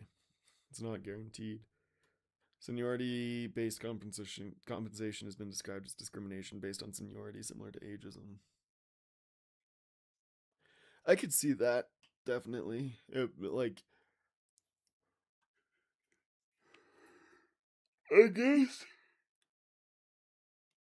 what I would say to me, the problem with it feels as though it is if you have lockstep compensation, it just locks you in, right? Because you don't want to leave. Like you basically it feels like what this system wants to do is it takes you when you graduate law school, you go to a firm and then you get paid more and more and more as long as you work at that firm. And if you leave that firm, you probably won't get hired anywhere else, right? And so you just get like locked into these firms. So it's almost like they're trying to create legal guilds. Or not trying to create, but like it feels like this system of business management encourages the effective formation of legal guilds, or the formation of what effectively become legal guilds, where you get these massive firms, and you'll have, like, you'll have some, there will be some minimum quantity of these large firms that you'll have. And then people will be at them and they will just get paid more and more the longer they work there. And so, like, as long as they don't, like, they'd have to do something particularly egregious, but then there's no benefit. Like, why? I guess it would be like you would want to leave in order to potentially pursue higher profit. But I don't know, it just seems weird to me, dude. Although I guess that's kind of like medicine works, right?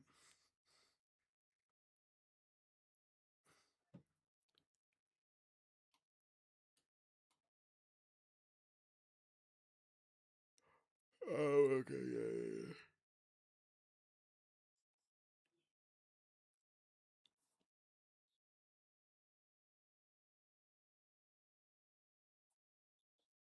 That's not tenure, but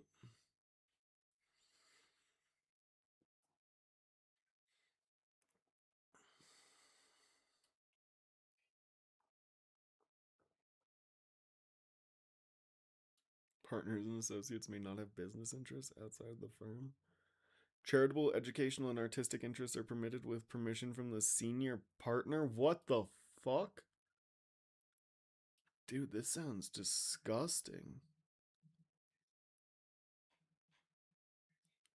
This sounds disgusting. Oh my god. They still use this?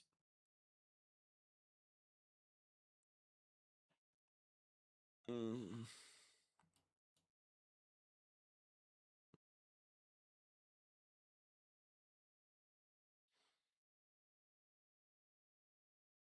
mm.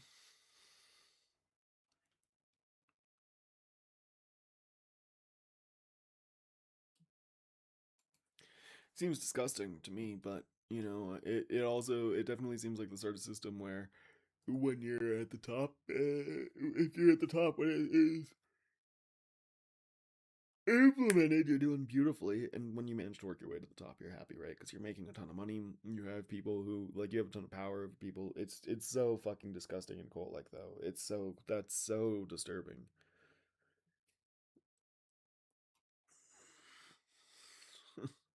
In the J.D. Salinger novel, what? Franny and Zoe is the first use of the term. Phooey, I say, on all white college boys who edit their campus literary magazines. Give me an honest con man any day. I thought J.D. Salinger only wrote Catcher in the Rye.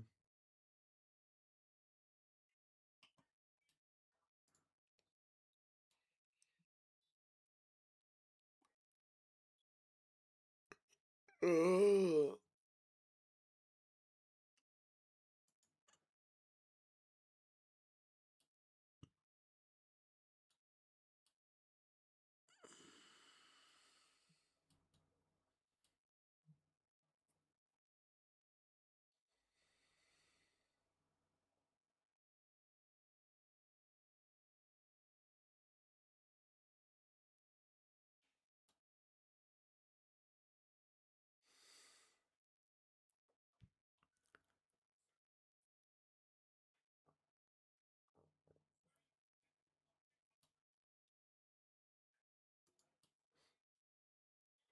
Bro, what?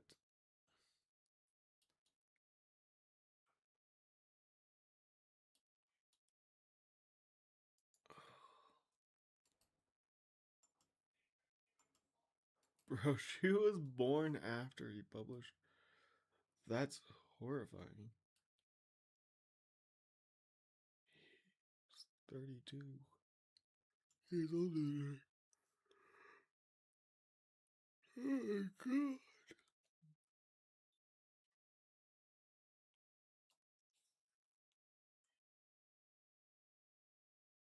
So she probably grew up reading J.D. Salinger. In 72? Oh, so she was 19, 18.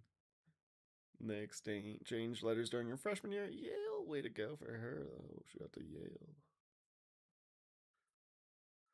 They asked her to write an article about growing up in the 1960s, which was published.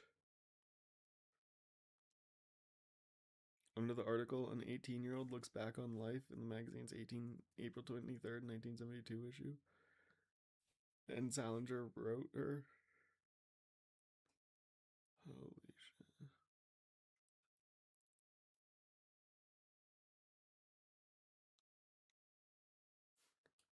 Oh my god.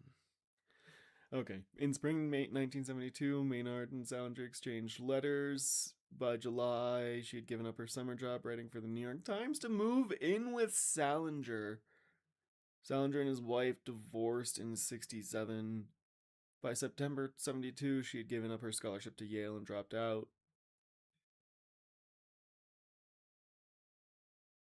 While. Oh my god. While living with him, she wrote her first book, the memoir Looking Back, a chronicle of growing up old in the 60s, which was published in 73 after they broke up. She withheld information about their relationship until her 98 memoir, At Home in the World. The memoir, an account of her entire life up to that point, is best known for its in-depth retelling of her relationship with Salinger, whom she portrays as a predator. At its publication, many reviewers furiously panned the book, such as Jonathan Yardley from the Washington Post, who called it indescribably stupid. She auctioned the letter Salinger's had written her. Peter Norton bought them for $156,000. Is this Norton the antivirus? Yeah. Who am I thinking of? Oh, McAfee. John McAfee.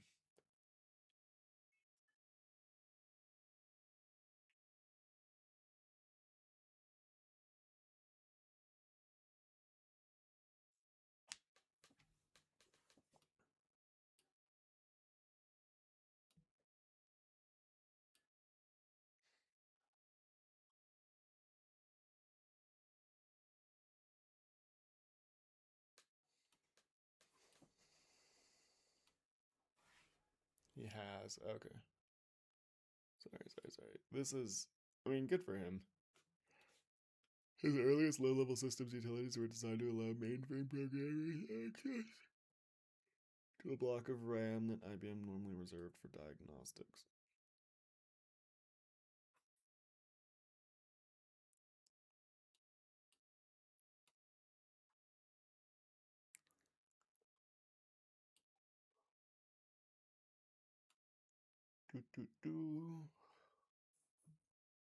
Rather than re-enter, so he fucked up and deleted something, and then came up with Norton Norton backup. Which, funnily enough, nowadays you do that shit, and then what you end up doing is you don't write a program that can that can recover your deleted program or your deleted data.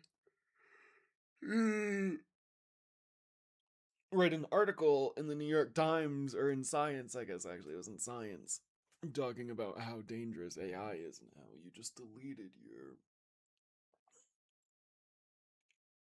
your correspondence with it. Dude, this is disgusting.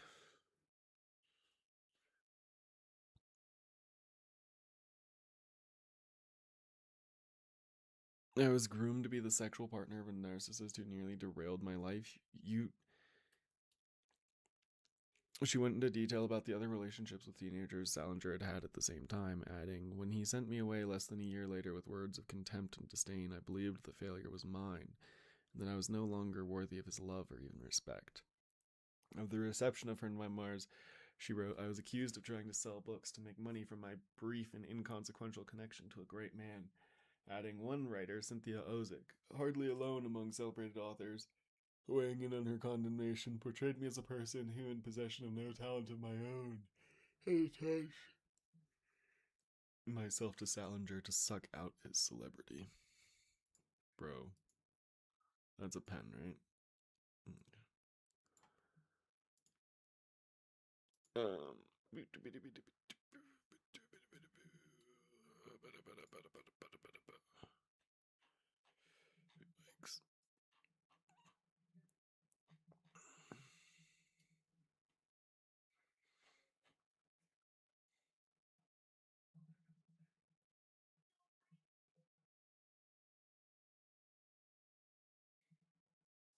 Joaquin Phoenix? To die for. God damn.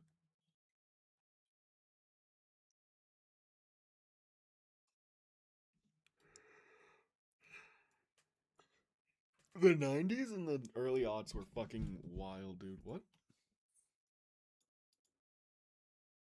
What?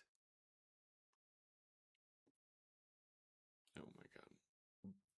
In 1986, Maynard helped lead the opposition to the construction of the nation's first high level nuclear waste dump in New Hampshire, with Ground Zero in Hillsborough, where she lived with her family. Maynard described this campaign in the May 1986 New York Times cover story. She wrote, the U.S. Department of Energy named part of New Hampshire as a candidate for its first high level nuclear waste repository, i.e., a dump on the planet. The government was planning to use technology never before tried and totally unproven as safe to bury decades worth of high level nuclear waste in New Hampshire, granite, and to create an entire highway and train system into the state.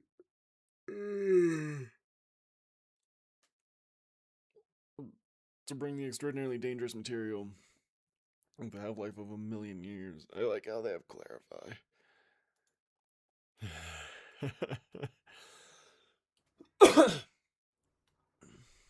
I mean, it is fair. Like, that's a little bit wild. She married Steve Bethel in 77 and divorced him in 89. Daughter Audrey, social worker. Son's Charlie, a DJ music producer known as Captain Planet. Holy shit, she's Captain Planet's mom. And Wilson, an actor known for Heart of Dixie, Daredevil. What? What? Wilson Maynard. What is he? Who is he? Mark Callet? No. Oh, Poindexter. He is. He's Bullseye.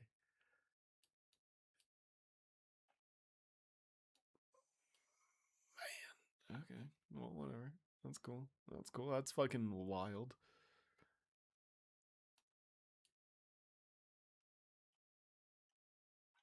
See, dude, this is the sort of shit that's how you get a fucking Erdosh number.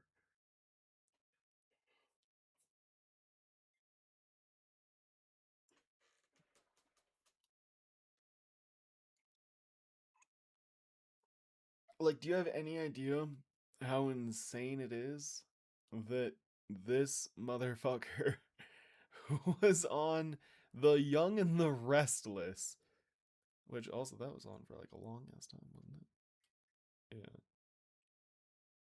Is that still? It's still on. Genoa Genuosity. Oh my god. After a series of recasts and departures, all original characters except Jill Foster Abbott were written out. Bell replaced them with new core families, the Abbotts and the Williams. What? That's wild. That's fucking actually wild. That's what my grandparents' names were. Hmm. I don't like this. Over the years, other families such as the Newman family, Barbara Winters family, and Baldwin Fishers were introduced. Catherine Chancellor. Oh my god, what is this? Dude, I just remember hearing about, like, reading about that because it was referenced in, like, Animorphs a lot. And I was really into Animorphs when I was a kid. And I think, like, Axe watched a lot of The Young and the Restless.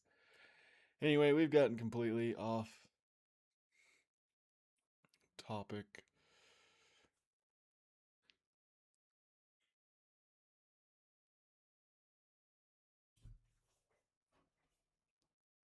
What? Judge orders release of 5-year-old whose detention drew outrage. That's insane. No shit, his detention drew outrage. Poor fucking kid, and you're holding on to his backpack? What, are you afraid he's gonna go somewhere? The image of Liam Conejo Ramos wearing a blue winter hat and Spider-Man backpack while in custody of immigration agents fueled outrage across the country. This piece of fucking shit, dude.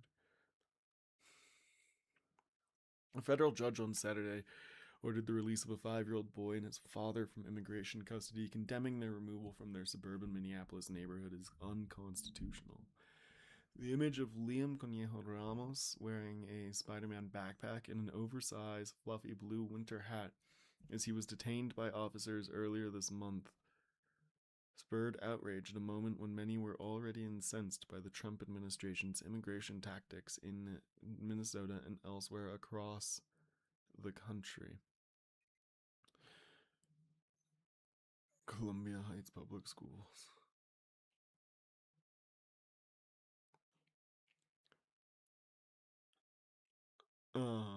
The flood of immigration enforcement officers into Minneapolis, known as Operation Metro Surge, has led to mass demonstrations as well as the shooting deaths of 2 protesters, Renee Good and Alex Preddy. Was Renee Good a protester? I don't think she was really protesting, was she?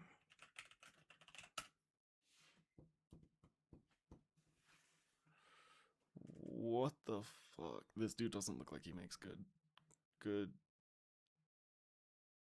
jokes anyway. Carhartt Delicatessen. Okay.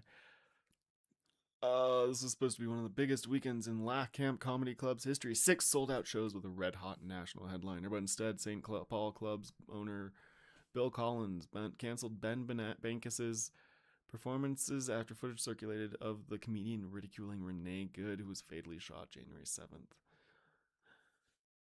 What the fuck? What the fuck did he say?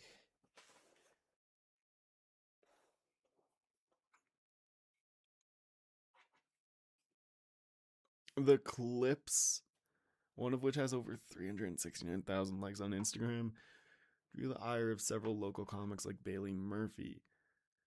Laugh Camp was the site of Murphy's first paid gig as a stand-up, a place where she described as somewhere you could throw darts with friends or attend gay dance parties. She said watching the excerpts gave her a pseudo-anxiety attack. My jaw just dropped, said Murphy, 36, who also teaches improv classes at Laugh Camp. I wouldn't even claim it was comedy. He's just a bully with a microphone. Murphy and her friends were prepared to take action if the Bonkers show had happened. Picketing and blaring the Wicked soundtrack during his set were discussed.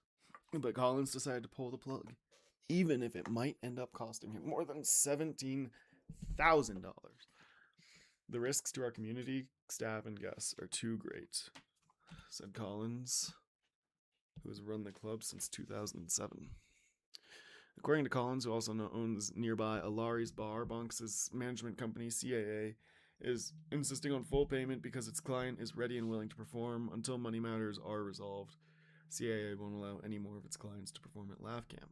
Attempts to reach Bonkus and his representatives were unsuccessful. This is not the first time a Bonkus show has been cancelled. Calgary and Thunder Bay venues in the comics' native Canada have scrubbed shows in the past. The Salute Comedy Community Theatre Centre in Salt Community Theatre, in Sault Ste. Marie, Ontario, cancelled a scheduled March 6th appearance in December, stating his material did not align with their stated values of respect, inclusion, and cultural diversity. The people who are angry about my show need to get educated about what comedy is and the history of comedy. Ugh. One of these comedy's illegal, guys. Bonkus told the Salt Star newspaper shortly after the decision was made. Any subject matter that talks about something taboo, you're going to get people who are upset about it, and I take that as a consequence. But my issue is, it's only when one side of the conversation is upset that we think about canceling a show. Bonkus, who is in his mid-30s and lives in Austin, Texas. Brother, it's more fucking Austin delirium. Why the fuck? Sometimes, I swear to God, dude, this is where, what's his butt? This is where RFK got the brainworm. Like, I know they say it probably happened when he was visiting, like, Thailand or some shit. No, it was probably in Austin. There's some fucking shit going on there, dude. People are just dumb, dumb, so dumb, so brain broken, so fucking brain rotted there, dude. And if you live in Austin and you're watching, I love you. I love you. I'm sure you're one of the good ones. I love you so much. Bless you. Bless your fucking heart, my man. But like, oh, oh no. He's made appearances on popular conservative leaning platforms like Fox News' Jesse Waters Prime Time and Kill Tony.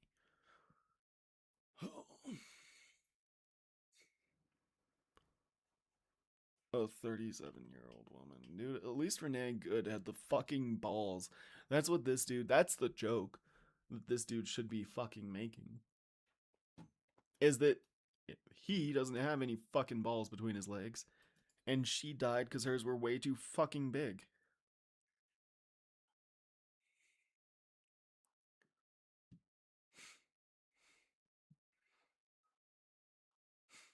She wasn't.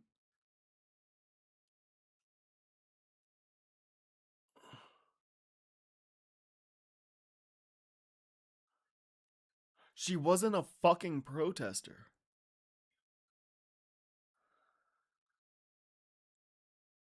Also, what is it with Coloradans in Minnesota being killed by ice, dude? They are.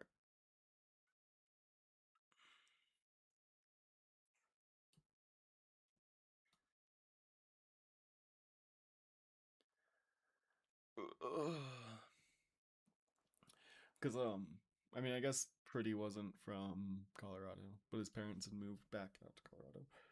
Dude, the hairline's rough. Ugh.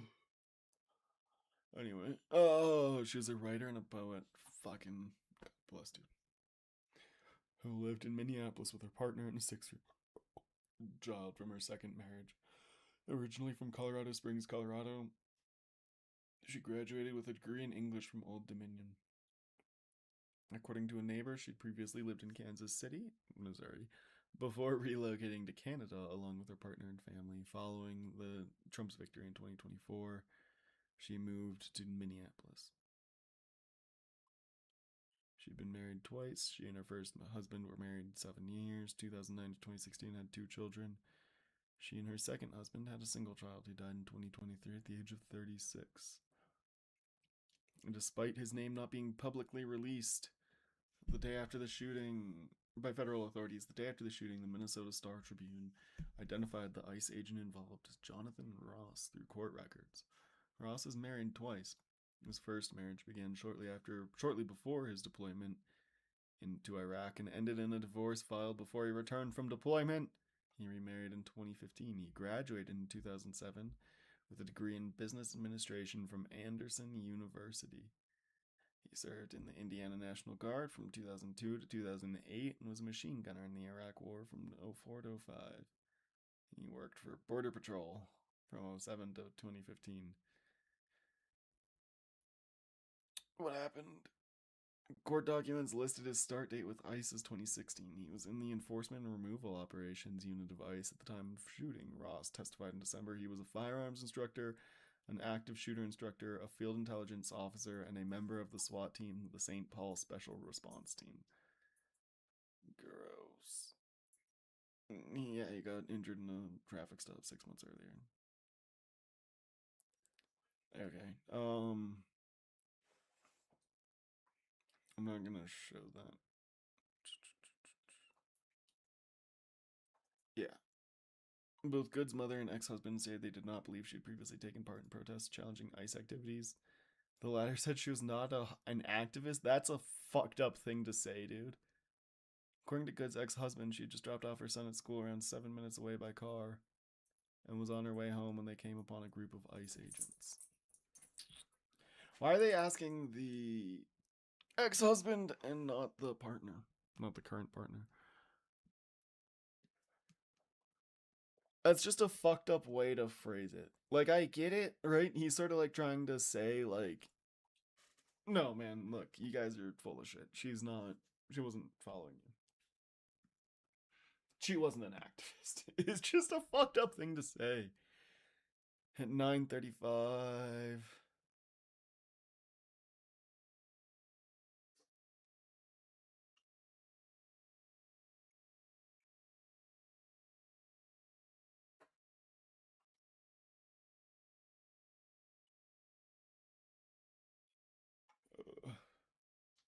Sorry, I'm reading silently.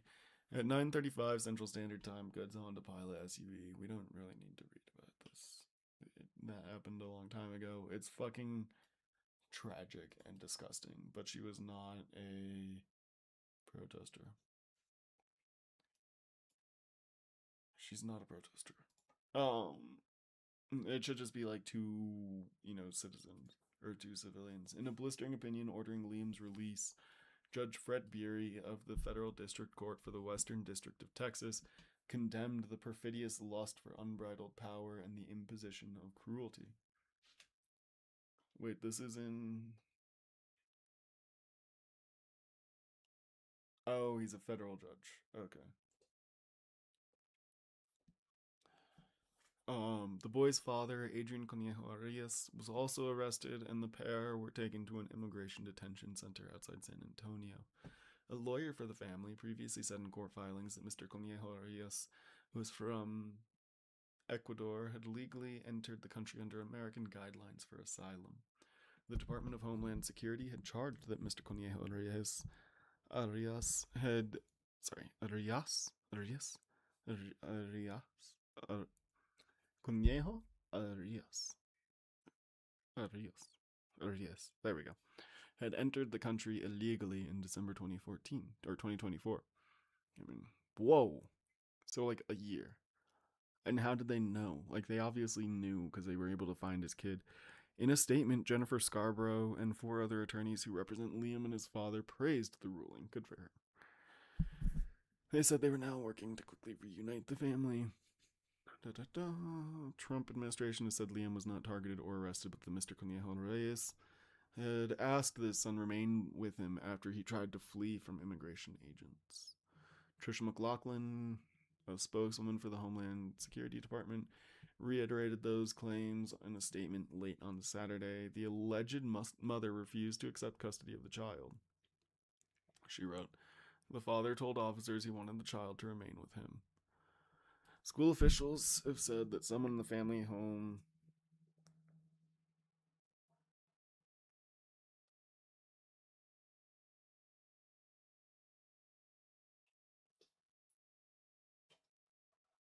my bad.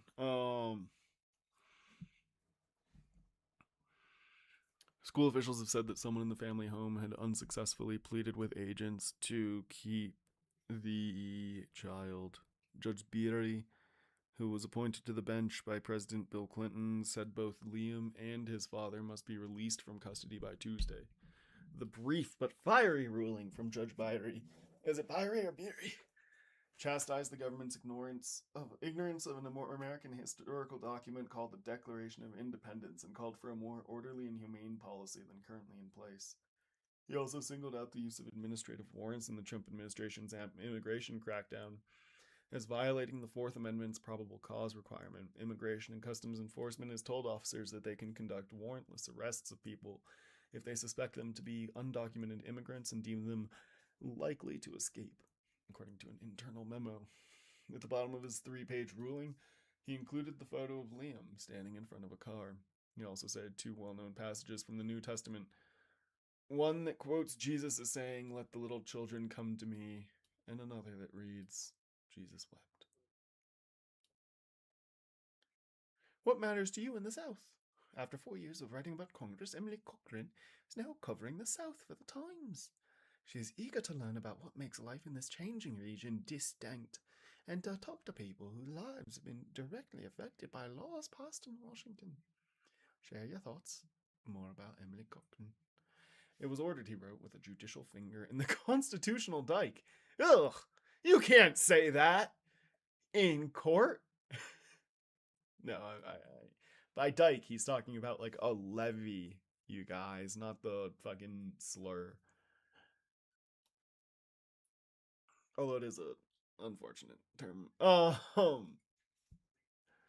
It was not clear whether the Justice Department would appeal, which did not immediately respond, would appeal the order or take other steps. He's one of many district court judges from across the country who have been calling out the administration's conduct in increasingly stark terms, with opinions that appear to be written as much for the general public as for their colleagues on the bench. He compared the government's immigrant crackdown to the swarms of officers sent by the British King to harass our people, which were among the offenses enumerated by the Declaration of Independence. We the people are hearing echoes of that history, he wrote. Earlier this week, a delegation of Democratic lawmakers visited Mr. Conejo Arias in the detention center in Dilley, Texas, about 70 miles southwest of San Antonio.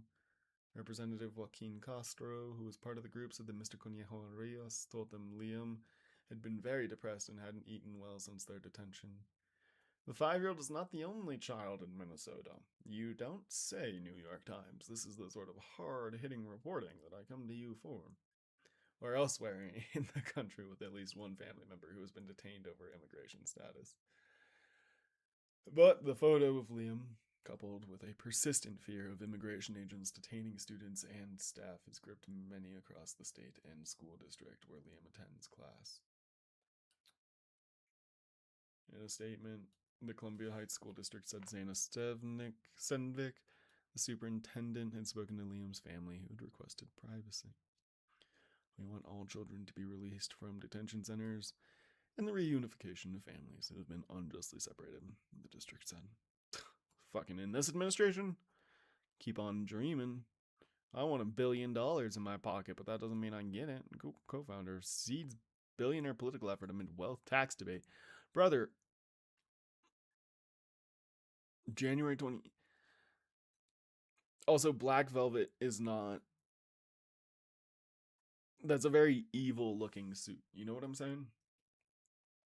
Like, especially the way he's wearing it. You cannot. Black Velvet is not a look that should be pulled off casually or normally. This looks. Oh my god, he has an Israel flag on there. Oh my god, he has a pin that is the fucking flags of the United States and Israel. That's disgusting. And he's wearing a black crushed velvet suit. What the fuck? Is he wearing like a little pocket watch around his neck? This dude literally looks like a villain from a Harry Potter movie. $20 million? That's fucking nothing. That's nothing. Fair context to Sergey Brin. Let's just look it up. Real quick. Real quick. Real quick. Sergey Brin net worth $250 billion. $250 billion.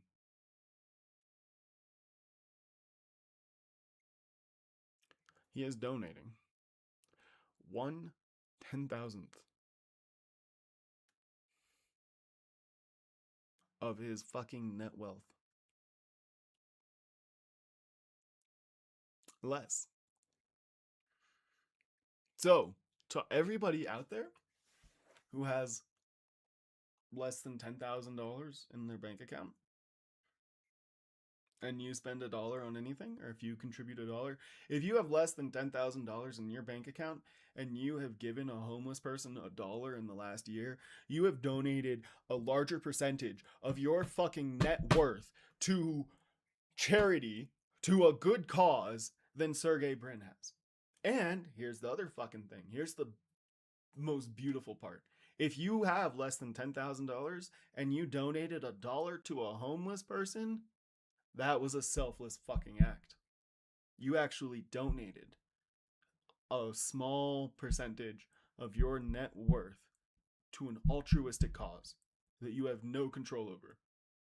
Sergey Brin is donating, he's doing the equivalent of giving that homeless man $1 and then telling him to get on his knees and suck his fucking dick.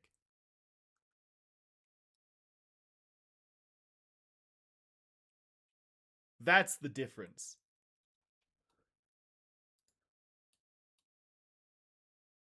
Also, wasn't his ex-wife the person running with RFK Jr.?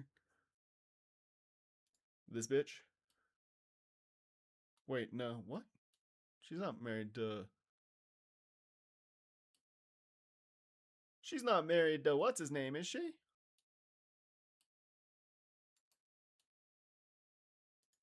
Was it her? Yes, you stupid fucking asshole. This piece of shit.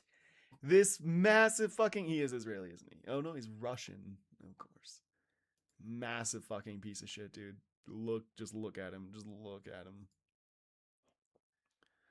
Disgusting. Eric Schmidt, Bryn, and Larry Page. Schmidt's the man who made. Google into what it is. I think he's the evil one. Yeah. I mean, he's not the evil one. None of them are great, right? Larry Page, I feel like, is he has some other issues. There's some like other shit that he's been um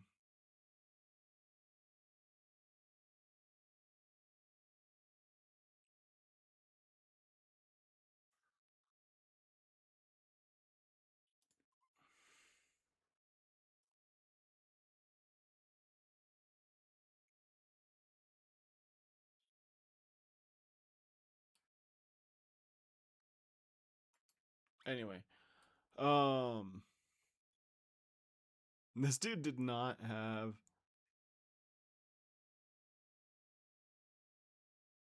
this dude didn't have a choice, did he? His fucking dad was a professor of computer science at MSU and his mom was an instructor in computer programming at Lyman Briggs. Like yeah.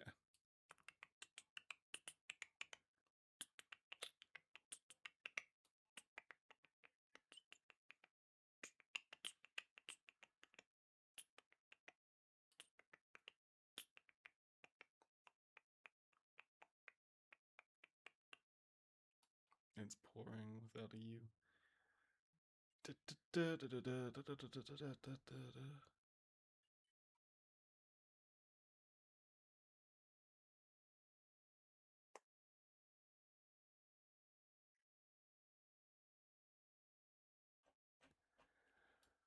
I feel like I've heard some like not so good shit from Larry Page recently.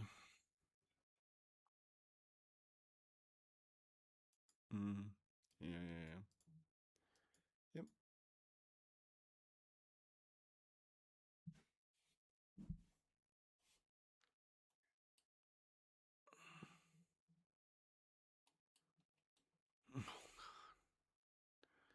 This is what I've heard of from him. I think is it's yeah. Peter Diamandis. Dude, sometimes people are just like I don't know how to say this. It, like I think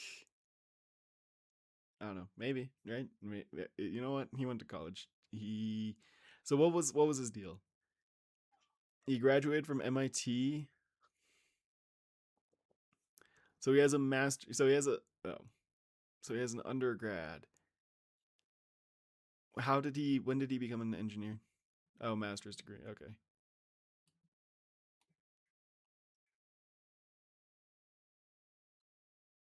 So he did 3 years at Harvard in the medical school program, and then went to MIT. Oh, okay, whatever. Todd Hawley, is that related to Josh Hawley? Anyway, this is the one. This fucking evil ass piece of shit. He's trying to solve problems. Yeah, he's. Mm. He doesn't want a billionaire tax, so he will cede. Oh, I'm sorry. I'm sorry.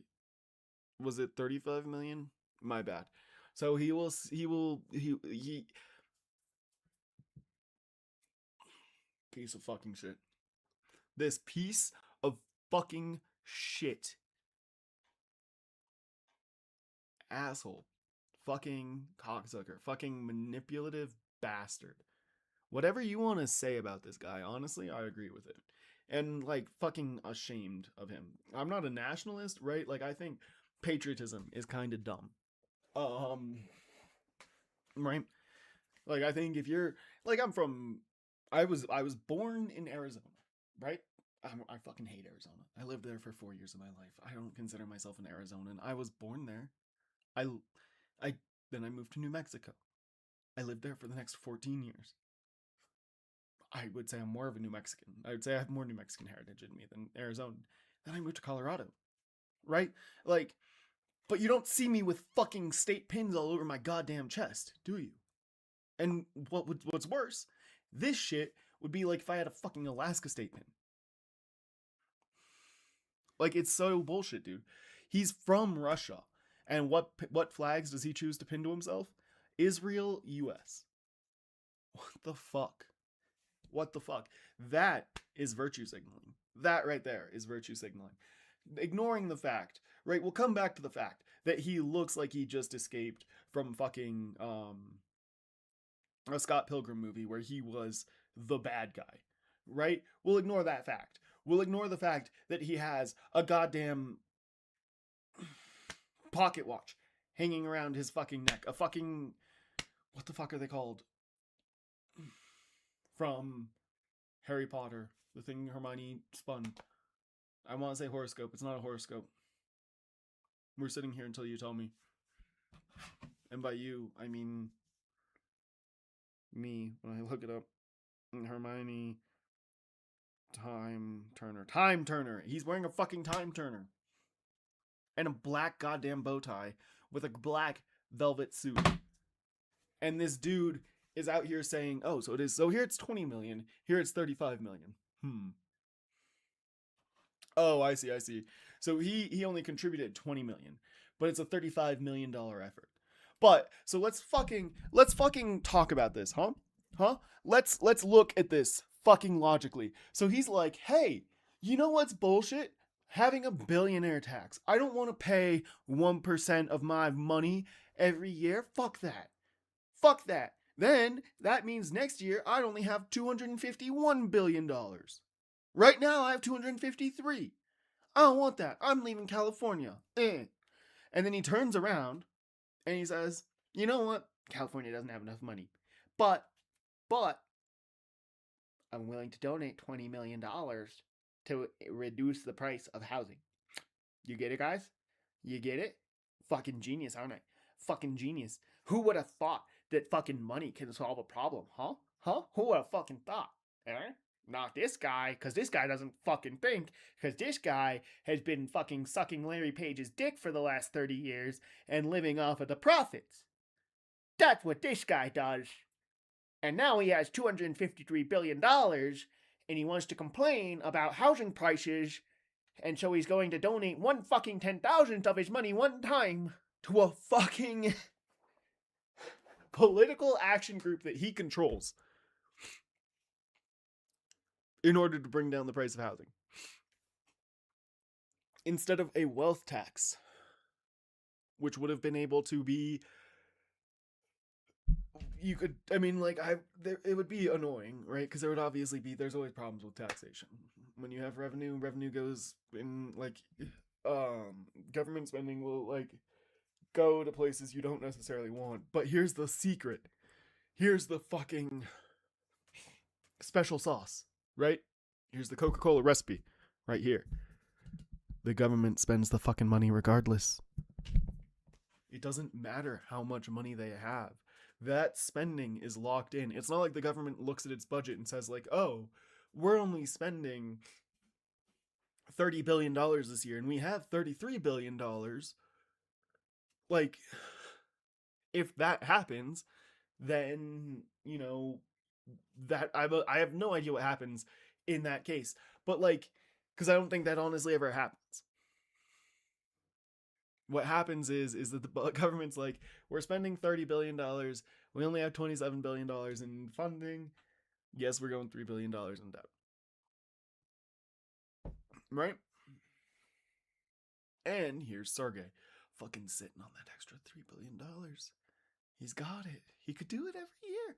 Every fucking year. Would he notice? No. No. And the saddest part is, over the course of his life, let's say he lives the next 30 years, right? Let's say he lives to 82, paying 1% tax. He would spend less money paying taxes than he spent getting divorced from his wife's. Like, do you have any idea how fucking disgusting that is? This man has had more money literally sucked out of his cock than he's willing to give to the government. That's disgusting. Like, what the fuck happened, dude? People used to worship Google. People used to be like, Google, they say don't be evil. But then, I mean, also, it's a little bit wild when you think about it that, um,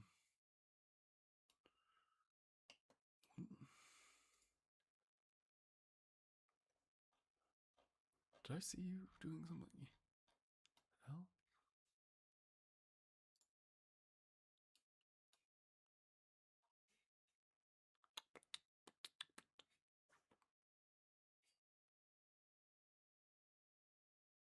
No, no, no, no, no. Matt Mahan, a moderate Democrat who serves as mayor of San Jose, California, is entering the crowded race for California governor. Matt Mahan, a moderate Democrat who has been the mayor of San Jose, California since 2023, announced on Thursday he would run for California governor this year, joining a growing field of candidates that has yet to produce a clear frontrunner. Though Mr. Mahan, 43, is not well known across California, he could gain traction by positioning himself as a leader who doesn't adhere to the Democratic status quo.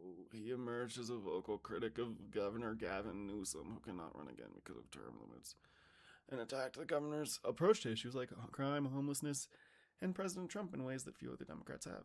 Maybe. Is this good? Okay, that's great. But I'm going to leave you guys to read this for just a second. I'll be right back.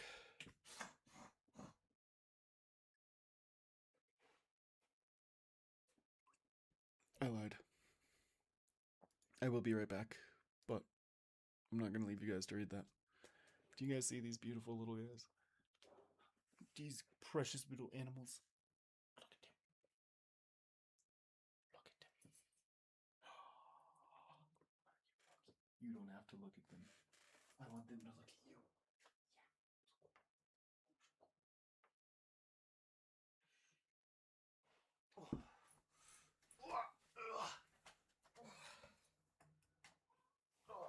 Maverick. He's grumpy. Come here, buddy. Hey. Hey. You gotta jump in my chair. Watch. Whoa. Oh no!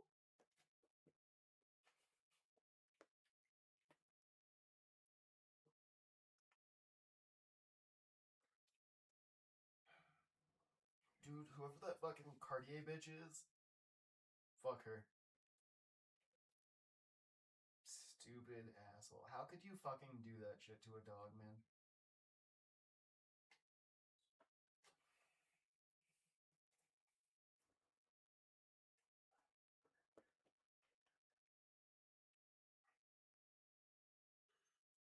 Also, I feel like that's like one of the few things that the internet just almost never fucking forgives and forgets on.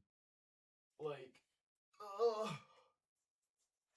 Like, do you remember Brooke Hout? Or Brooke Hoot or Brooke Hoot? Brooke Hot? Whatever the fuck her name is.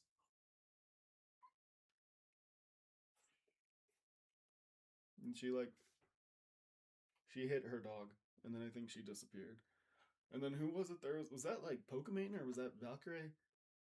Was that like it wasn't Amaranth. There was someone who threw a cat. What was that? Who was that? Streamer throws cat. Alinity. Yeah.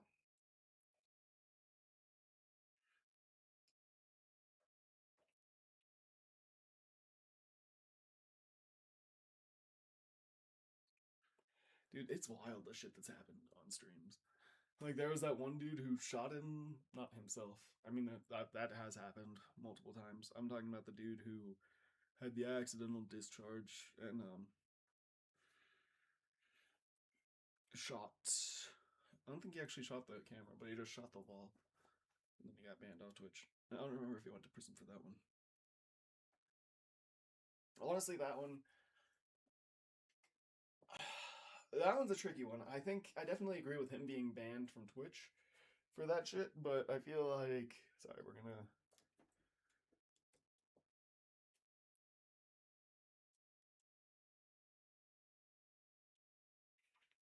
I definitely agree with him being banned off Twitch, but I don't know if I necessarily would say, like, he should go to jail for that.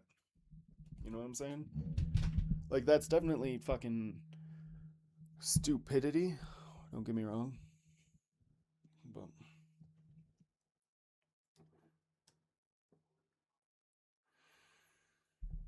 I don't know. Anyhow. Um.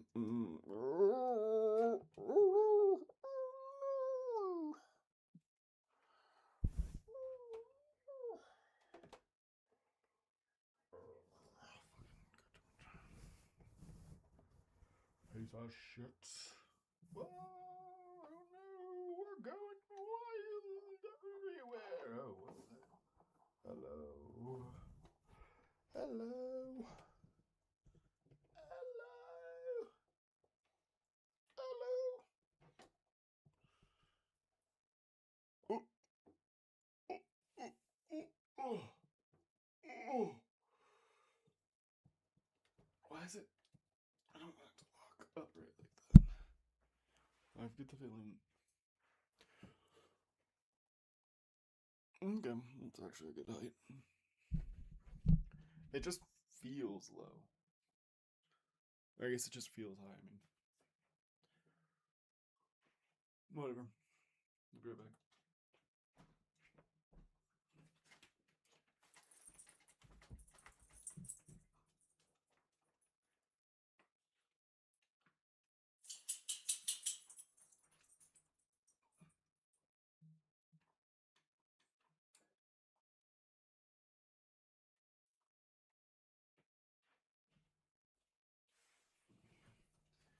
I'm sorry.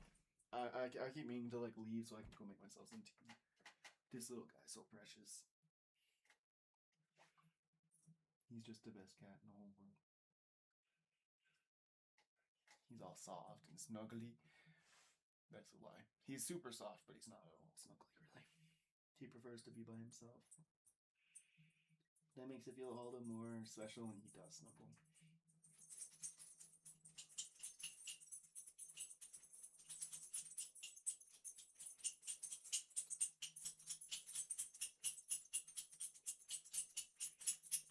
Also, he loves my dog. He loves Loki so much, it's insane. And it's adorable. He just like goes up and rubs up on him. Yeah, you're really cute. You're really cute. You're a really sweet cat.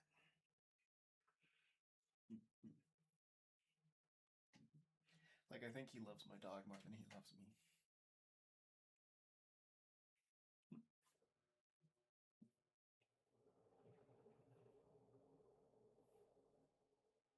It's okay, buddy. I know it's true. And honestly, the reason I think that it's probably is true is because like I interact with him. I think cats just sort of enjoy being like they want you to be around them, but they don't really want you to be interfering with them, if that makes sense. They want to be acknowledged.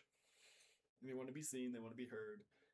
Um but they don't want to be manipulated in any way other than potential pets. Oh my god, look at my belly. Oof. I'm so fat.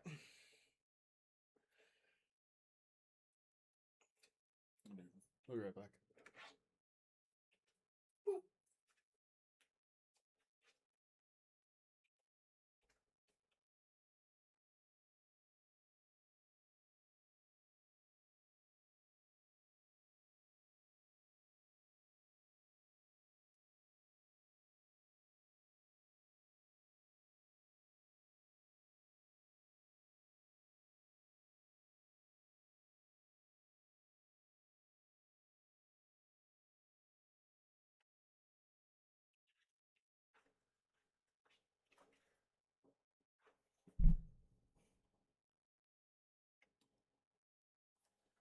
All right, guys. Actually, I think I'm done. Peace out. Have a good one. See you guys tomorrow. Bye.